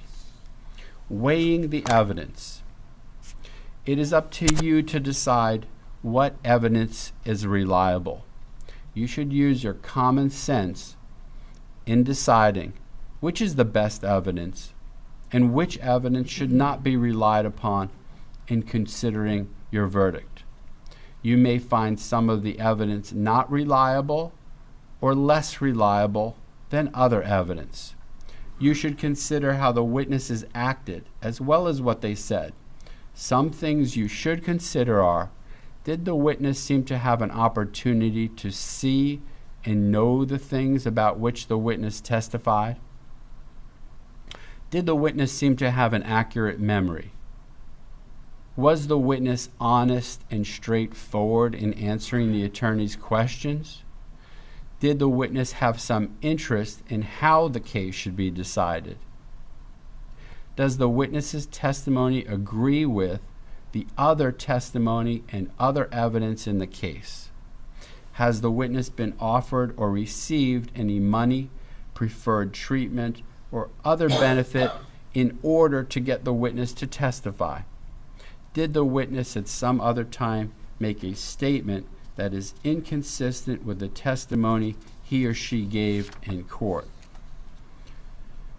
Whether the state has met its burden of proof does not depend upon the number of witnesses it has called or upon the number of exhibits it has offered, but instead upon the nature and quality of the evidence presented.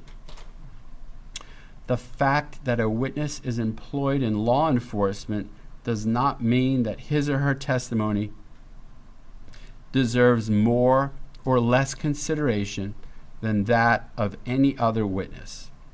Expert witnesses are like other witnesses with one exception. The law permits an expert witness to give his or her opinion. However, an expert's opinion is reliable only when given on a subject about which you believe him or her to be an expert. Like other witnesses, you may believe or disbelieve all or any part of an expert's testimony. It is entirely proper for a lawyer to talk to a witness about what testimony the witness would give if called to the courtroom. The witness should not be discredited by talking to a lawyer about his or her testimony. You may rely upon your own conclusion about the credibility of any witness. A juror may believe or disbelieve all or any part of the evidence or the testimony of any witness. Defendant not testifying. The Constitution requires the state to prove its accusations against the defendant. It is not necessary for the defendant to disprove anything, nor is the defendant required to prove his innocence. It is up to the state to prove the defendant's guilt by evidence.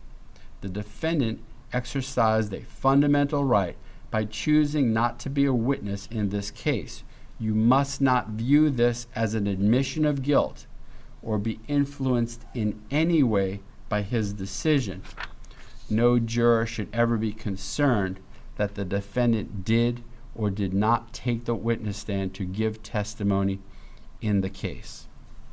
Defendant's statements. A statement claimed to have been made by the defendant outside of court has been placed before you. Such a statement should always be considered with caution and be weighed with great care to make certain it was freely and voluntarily made. Therefore, you must determine from the evidence that the defendant's alleged statement was knowingly, voluntarily, and freely made. In making this determination, you should consider the total circumstances, including, but not limited to, whether, when the defendant made the statement, he had been threatened in order to get him to make it, and whether anyone had promised him anything in order to get him to make it. If you conclude the defendant's out-of-court statement was not freely and voluntarily made, you should disregard it. Rules for deliberation.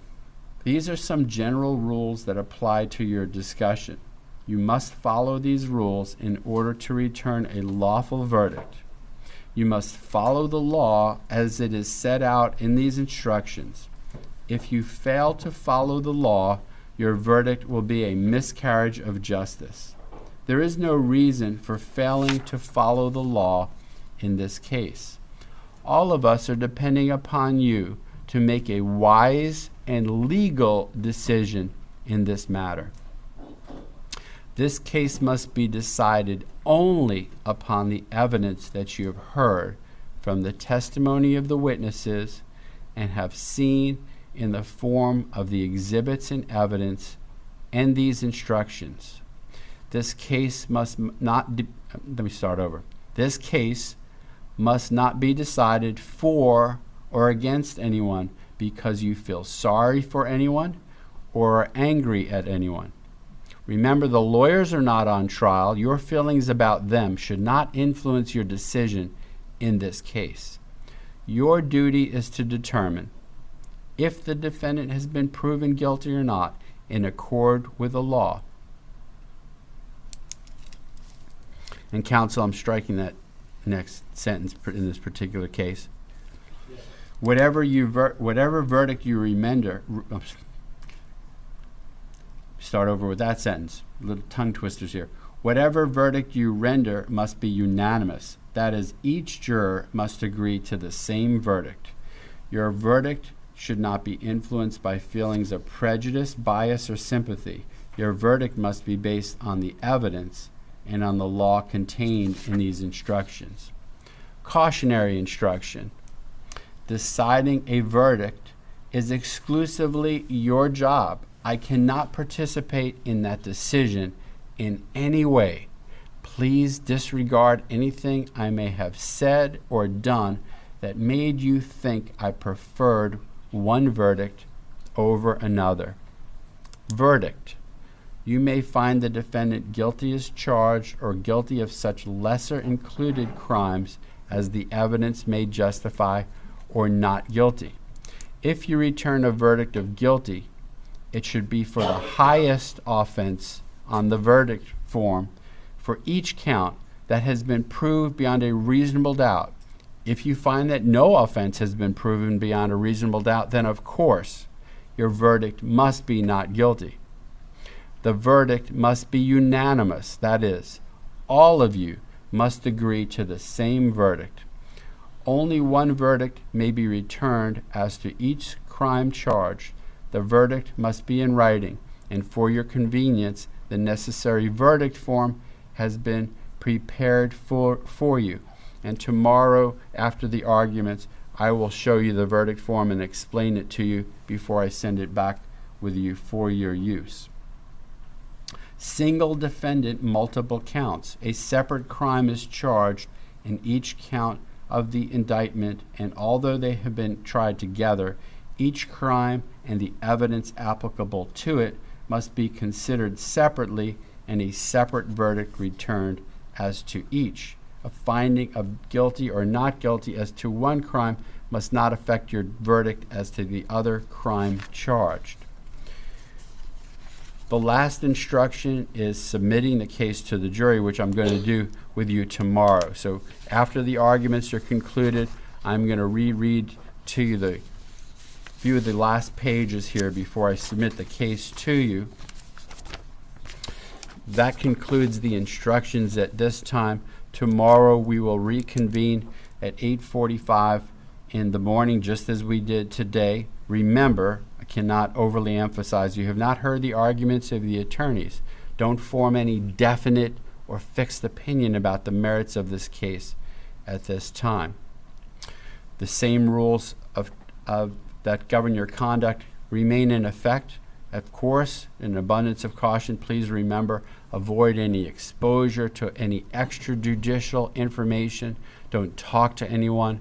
Don't do any research about the case or the people or the issues involved in the case. To be sure, you confine your consideration of this case only to the proper evidence and nothing else. Avoid all of the media coverage of this case. With that, enjoy the rest of your day and your evening, and we'll see you tomorrow morning. Please leave your notes on your chairs.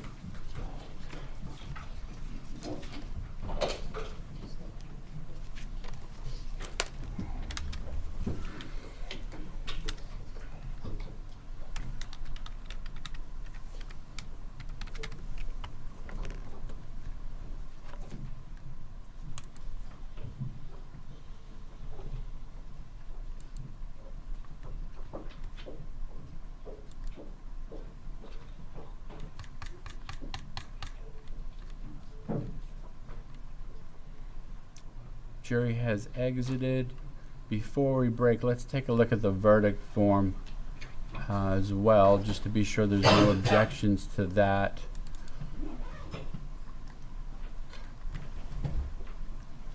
Oh yeah, I wanted to take out the form as to count 2. The state had put in a weapon, which doesn't apply to count 2, so I'm going to take that out. You remember that? Okay. And I also put unborn child in the language as to count 2, which fits the charge. It just said first degree murder. It didn't say unborn child. So I have that as the count 2.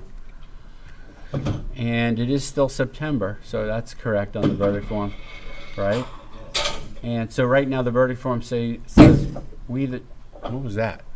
We the jury find Jose Antonio. I'll get rid of the Antonio. That's all right, yes. Do that also on the top there. Verdict form. We, the jury, find Jose Soto-Escalera as to count 1, select only one, guilty of first-degree murder as charged in the indictment, guilty of second-degree murder as a lesser-included offense, guilty of manslaughter as a lesser-included offense, or not guilty. If you find the defendant guilty as charged or guilty of any of the above, there's an error there, above lesser offenses. I'm adding a word there.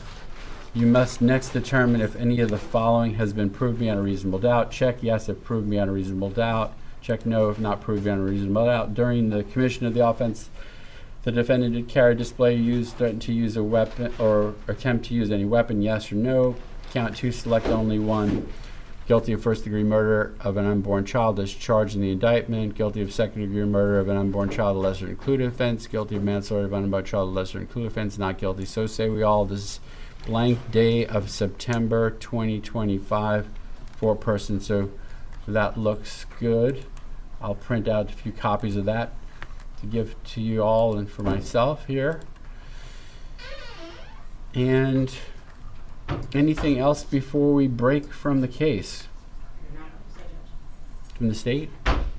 My only request for tomorrow would be to have it maybe a 5 or 10 minute bathroom break after the defense finishes their After the defense part? Yeah.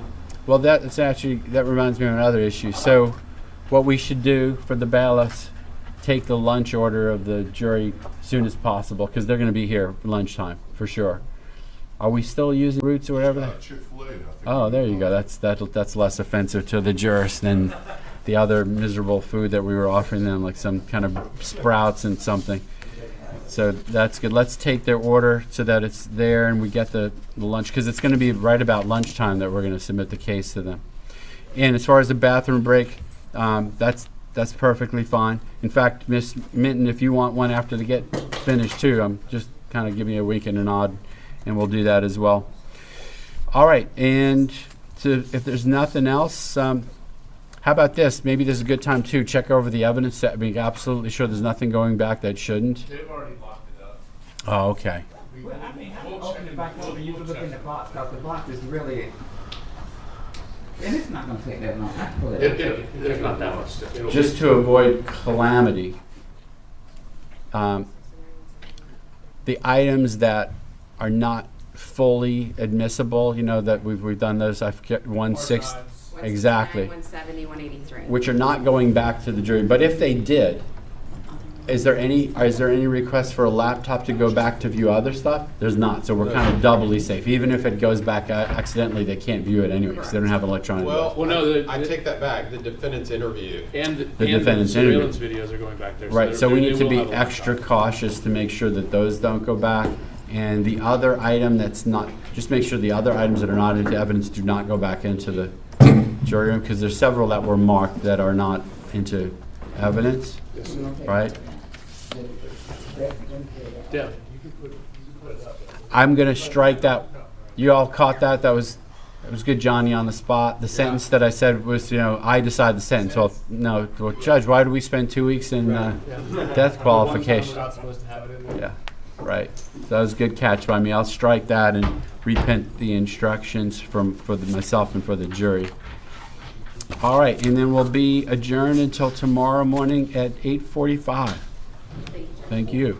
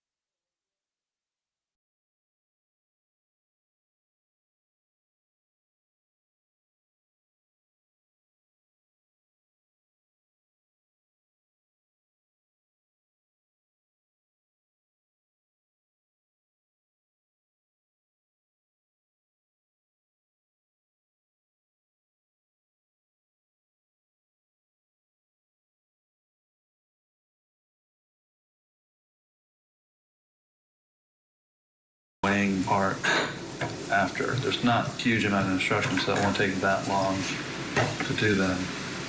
But I know you guys had asked to do closings in the morning. Is that still what you want to do? Yes, Your Honor. So as long as we are done with everything, we're all good to go. I'm happy to let you do that, but that means 8:30, barring, all the little things that happen, after I bring them in, give them all the rest, I'll start reading the instructions. I want to be able to say, yes, I'm reading, and we already have the copies done, and we're all good to go.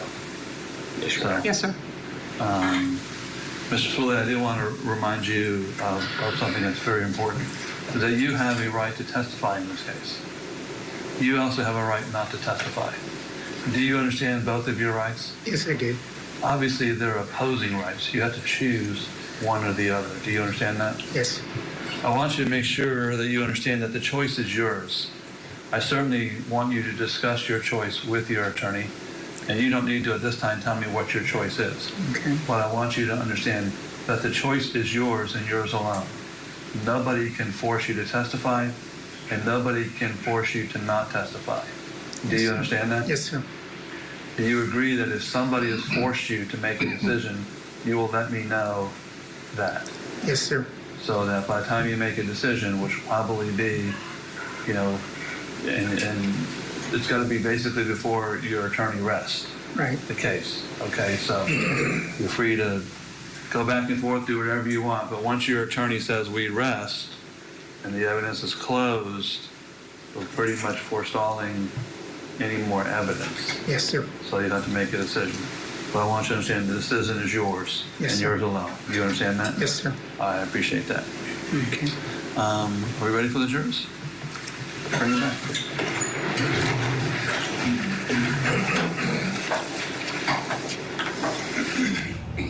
All right, let's go ahead and bring in trial attorney Jamie White. Jamie, before I ask you a question, I want to play something from when the daughter did take the stand. This is the daughter of the defendant when the state called her for a witness, as a witness. Defense counsel is going to call her as well, but let's listen to a little clip of what she had to say when the state called her.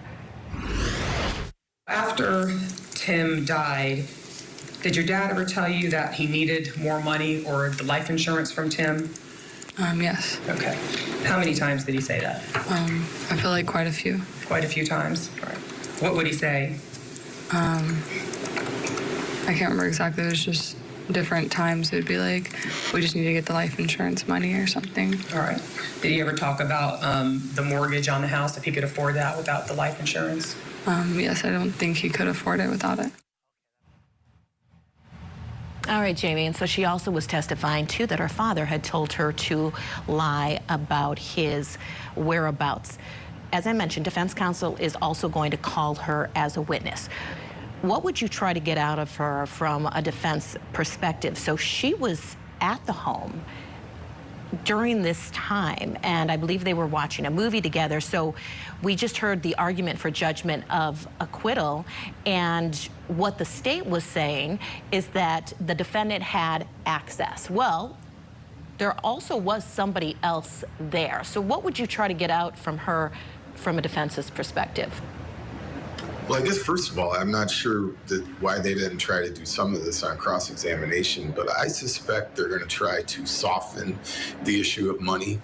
Oftentimes, when they're trying to show motive, which is not required, but when they're trying to show motive, money becomes sort of a red herring, because I think that an argument can be made that it's normal after a death that the recipients of life insurance will be making efforts to get that money. And the fact that there was a need for it certainly goes to the prosecutor's case, but it also can be argued that there's nothing in a vacuum about that being unusual. And I suspect they're going to try to soften some of her previous testimony with that being more normative than was presented by the state.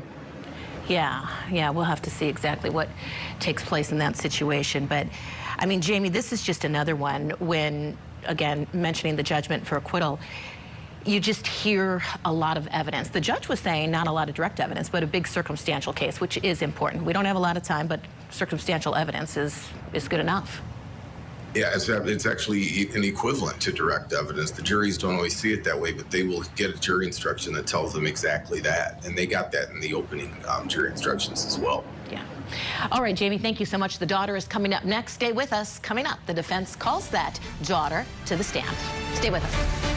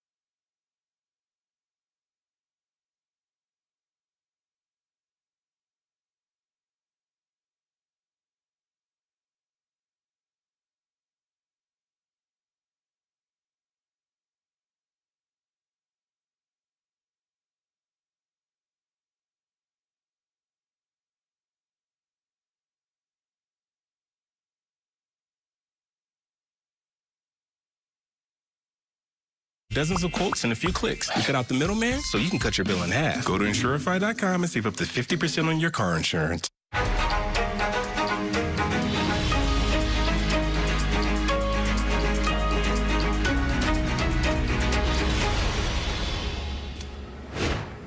And welcome back to Court TV Live. I'm Kelly Craft in today for Ted Rollins along with Julia Janae. Hey, Kelly. We are in Florida this afternoon where the fate of Herbert Swilley could soon be in the hands of a jury. Now, he is accused of drugging and then strangling his husband, Tim Smith.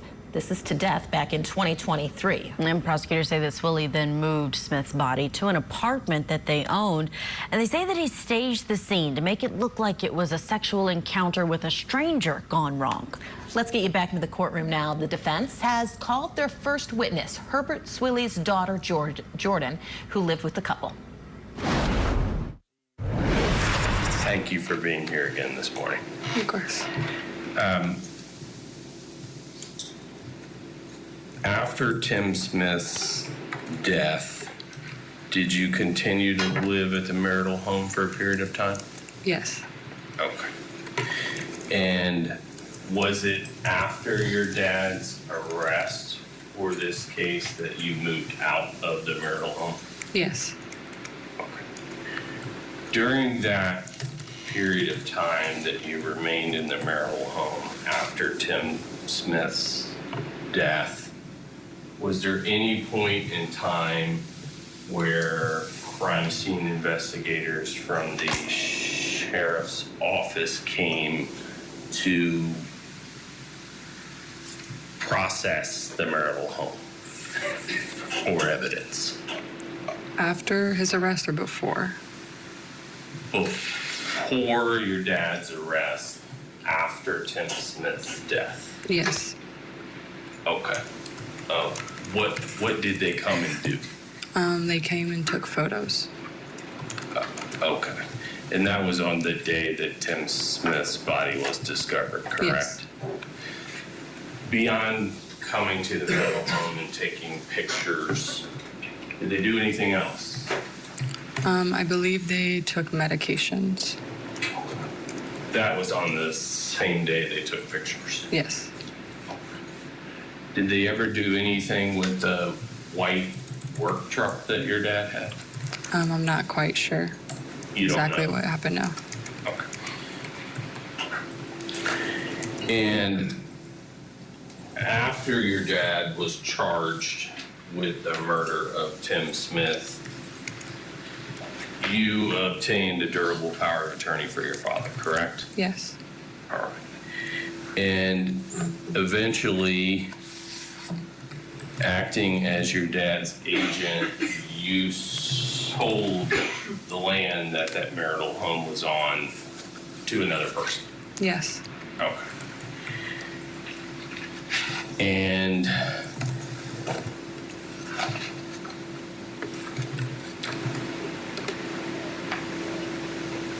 you received cash for that sale. Yes.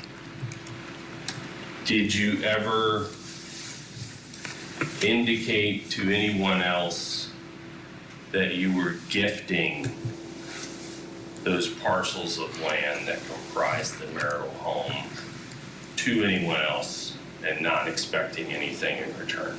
No. If I were to show you a document that was prepared related to that transaction, would that help refresh your recollection as to whether or not you gifted the property to someone else? Yes.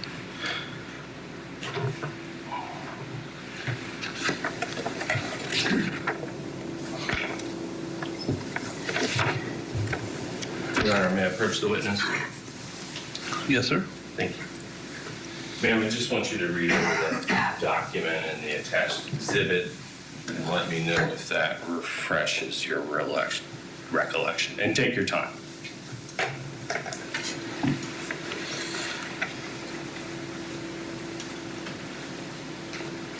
Yes. All right. Did you indicate to anyone else that the transaction for that real property those real properties that comprise the marital home to another person by you as your dad's power of attorney was a gift. Yes. And that as part of that gift, you weren't going to request or receive anything in return. Judge, I'm going to object to leading at this point. That's the same.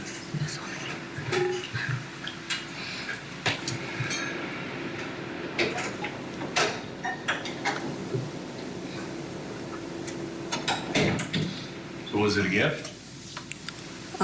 No, personally, I didn't think it was a gift.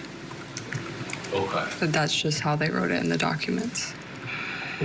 The documents. Are we talking, was this a gift affidavit? I'm not sure. Would it refresh your recollection if you reviewed the title of the document? Can I have more approach here?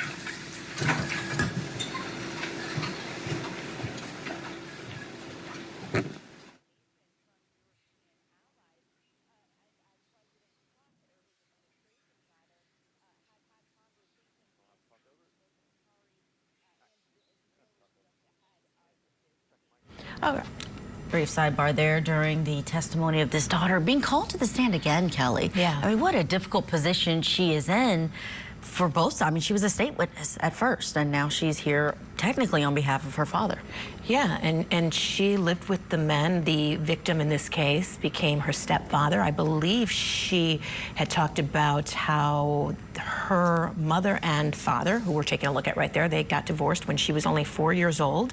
And then she was introduced to the stepfather, the defendant's husband, who eventually became his husband. So, yeah, a tough testimony for her.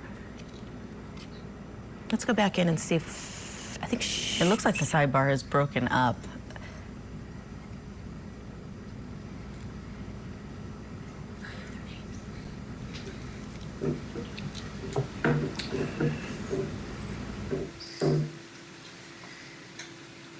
Did you at any point contact Hartford about the life insurance policy for Tim Smith? I can't remember exactly. All right. Would anything help you recall that information? Yes. What?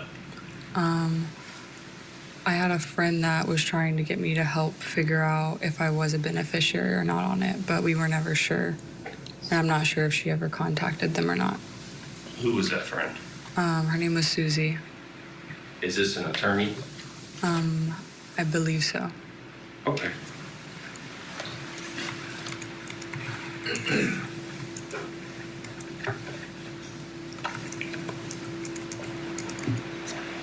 One moment here. Certainly.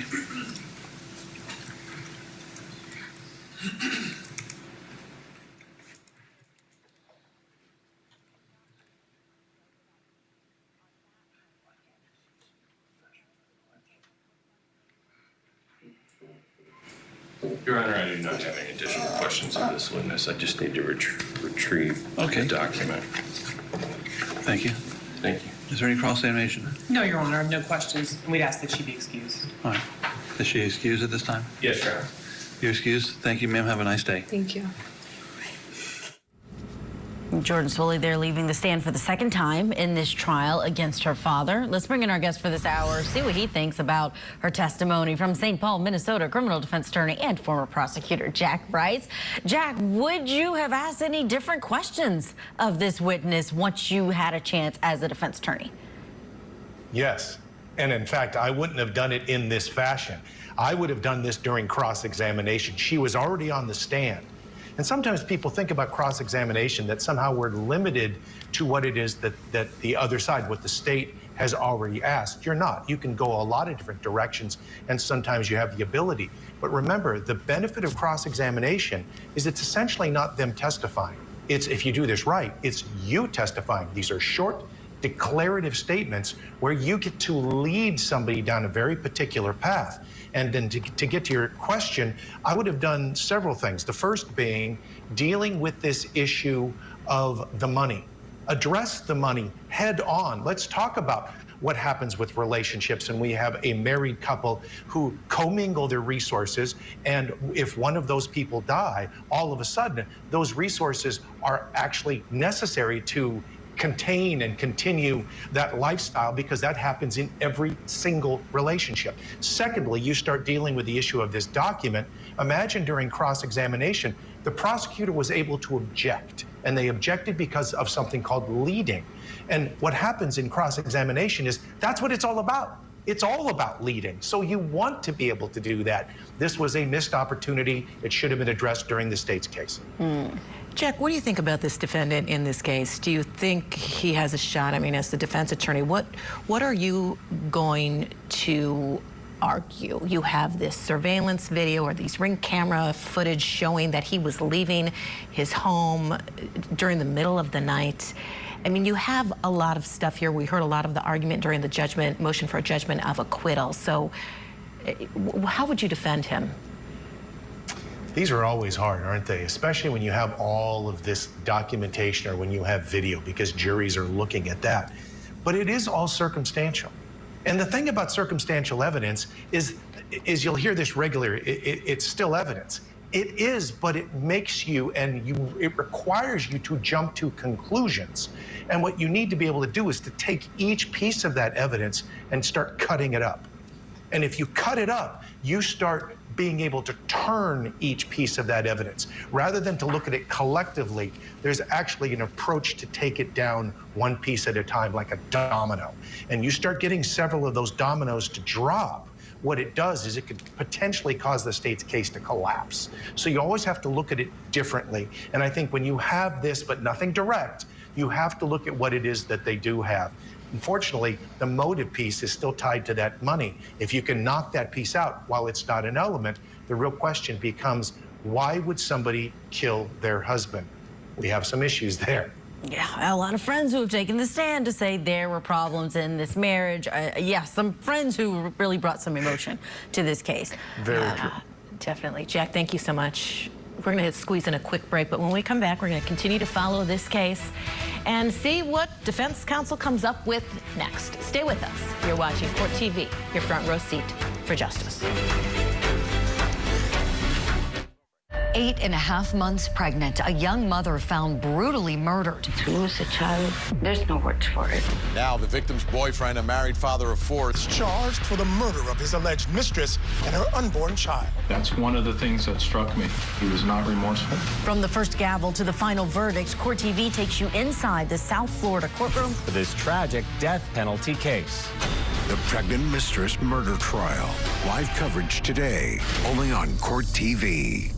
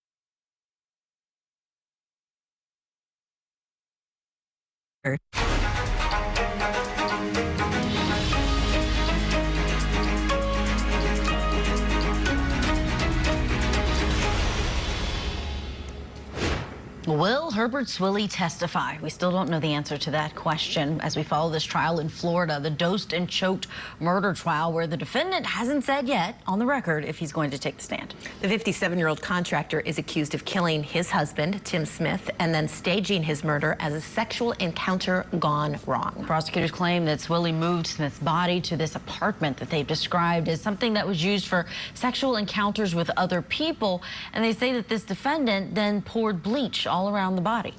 Court is still on the lunch break, so while we wait, let's look back at some key testimony in the state's case. Yeah, we've had a lot of friends to take the stand in this case. People who knew Herbert Swilly, who knew Tim Smith, and knew some of the problems in their marriage. Let's take a listen back to Candace Baker, who testified yesterday. She was a close friend of Tim's.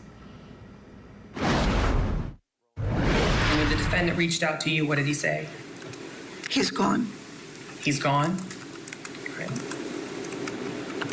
Did he say anything else about how Tim had died? He alluded suicide. That's what you thought after your conversation? And said he couldn't talk. Because I called him right away. When he texted me, he's gone. Of course, I have questions. What do you mean? Did he leave? Where'd he go? That's what I'm thinking. He left. I'm not thinking he's deceased. And he said I couldn't believe he would do this. That was the alluding to suicide. And he said he couldn't talk. And then that was the end of the conversation? That was the end of the conversation. So you were left thinking that he killed himself for hours that day. Now, did you see the defendant at all that Saturday, the rest of that day? No. Okay. Did you learn at any time that day on Saturday that Tim hadn't died by suicide? I think later I talked to him later on to see if him and Jordan ate. Did they need anything?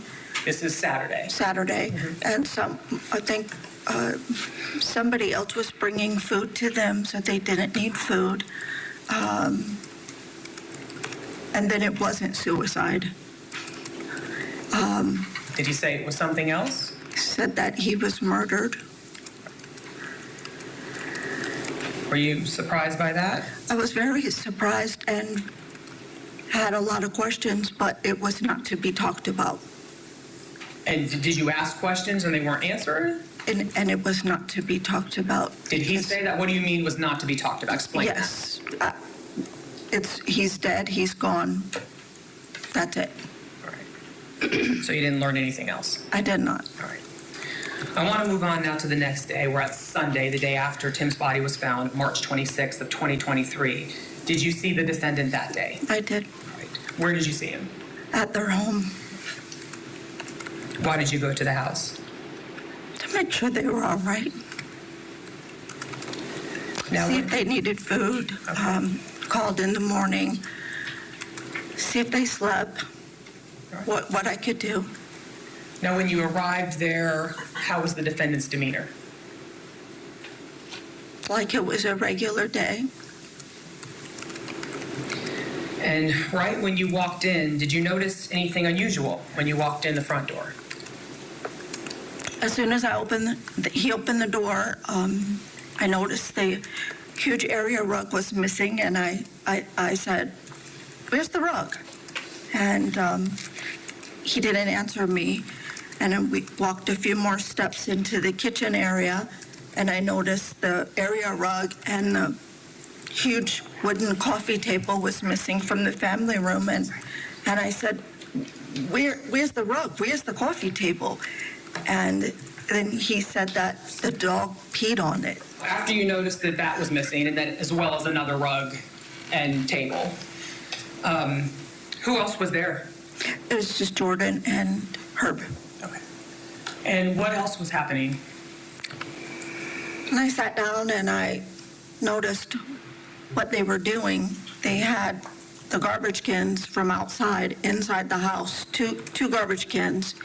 Jordan had one in the kitchen, Herb had one in the pantry, and they were knocking off things off the counter into the garbage cans and off the shelves in the pantry. And What sort of things? Tim's vitamins, and he drank protein drinks and gummies and different vitamins. He did this regiment. So he had like 20, 15, just tons of different drinks and snacks and rice cakes, and they were just throwing away anything that was on the counter, the mixing cups. And I started looking around, and the portraits, family portraits, were off the wall. And I looked around, and all the candles and the seashells and the mermaids and all the knickknacks were gone, and they were in the dumpsters, and they were stacked up. The pictures were stacked up, and Jordan looked over at me, and she said, Object to hearsay. Sustained. You can't tell us what anybody Okay. said. You know, when you're saying all these knickknacks and everything, whose knickknacks were these? They were Tim's. So everything was getting thrown away? Everything of Tim's was all going in the dumpster. And the pictures that you're talking about, they were framed pictures that used to hang on the wall? Yes. Were they professional? Professional family photos, photos of Jordan growing up from the time they, had been together. And Tim was in these photographs? And Tim was in the photographs. They were professional photos of the two of them, marital photos. And did the defendant indicate that he was going to throw those away? Yes. Did he say? Photo albums, everything. All of Tim's? Yes. Did the defendant say why he was doing that? It's his house now, and he's finally going to get the house that he always wanted. Candace Baker was such a powerful witness for the prosecution. Inside of that courtroom live, the jury has not made it back in. They've been on that break. So when we come back from our break, we are going to take you back to some unaired testimony from this morning. A sergeant who testified on the stand for the prosecution and talking about those videos that were capturing what this defendant was doing the night that his husband was murdered. Stay with us.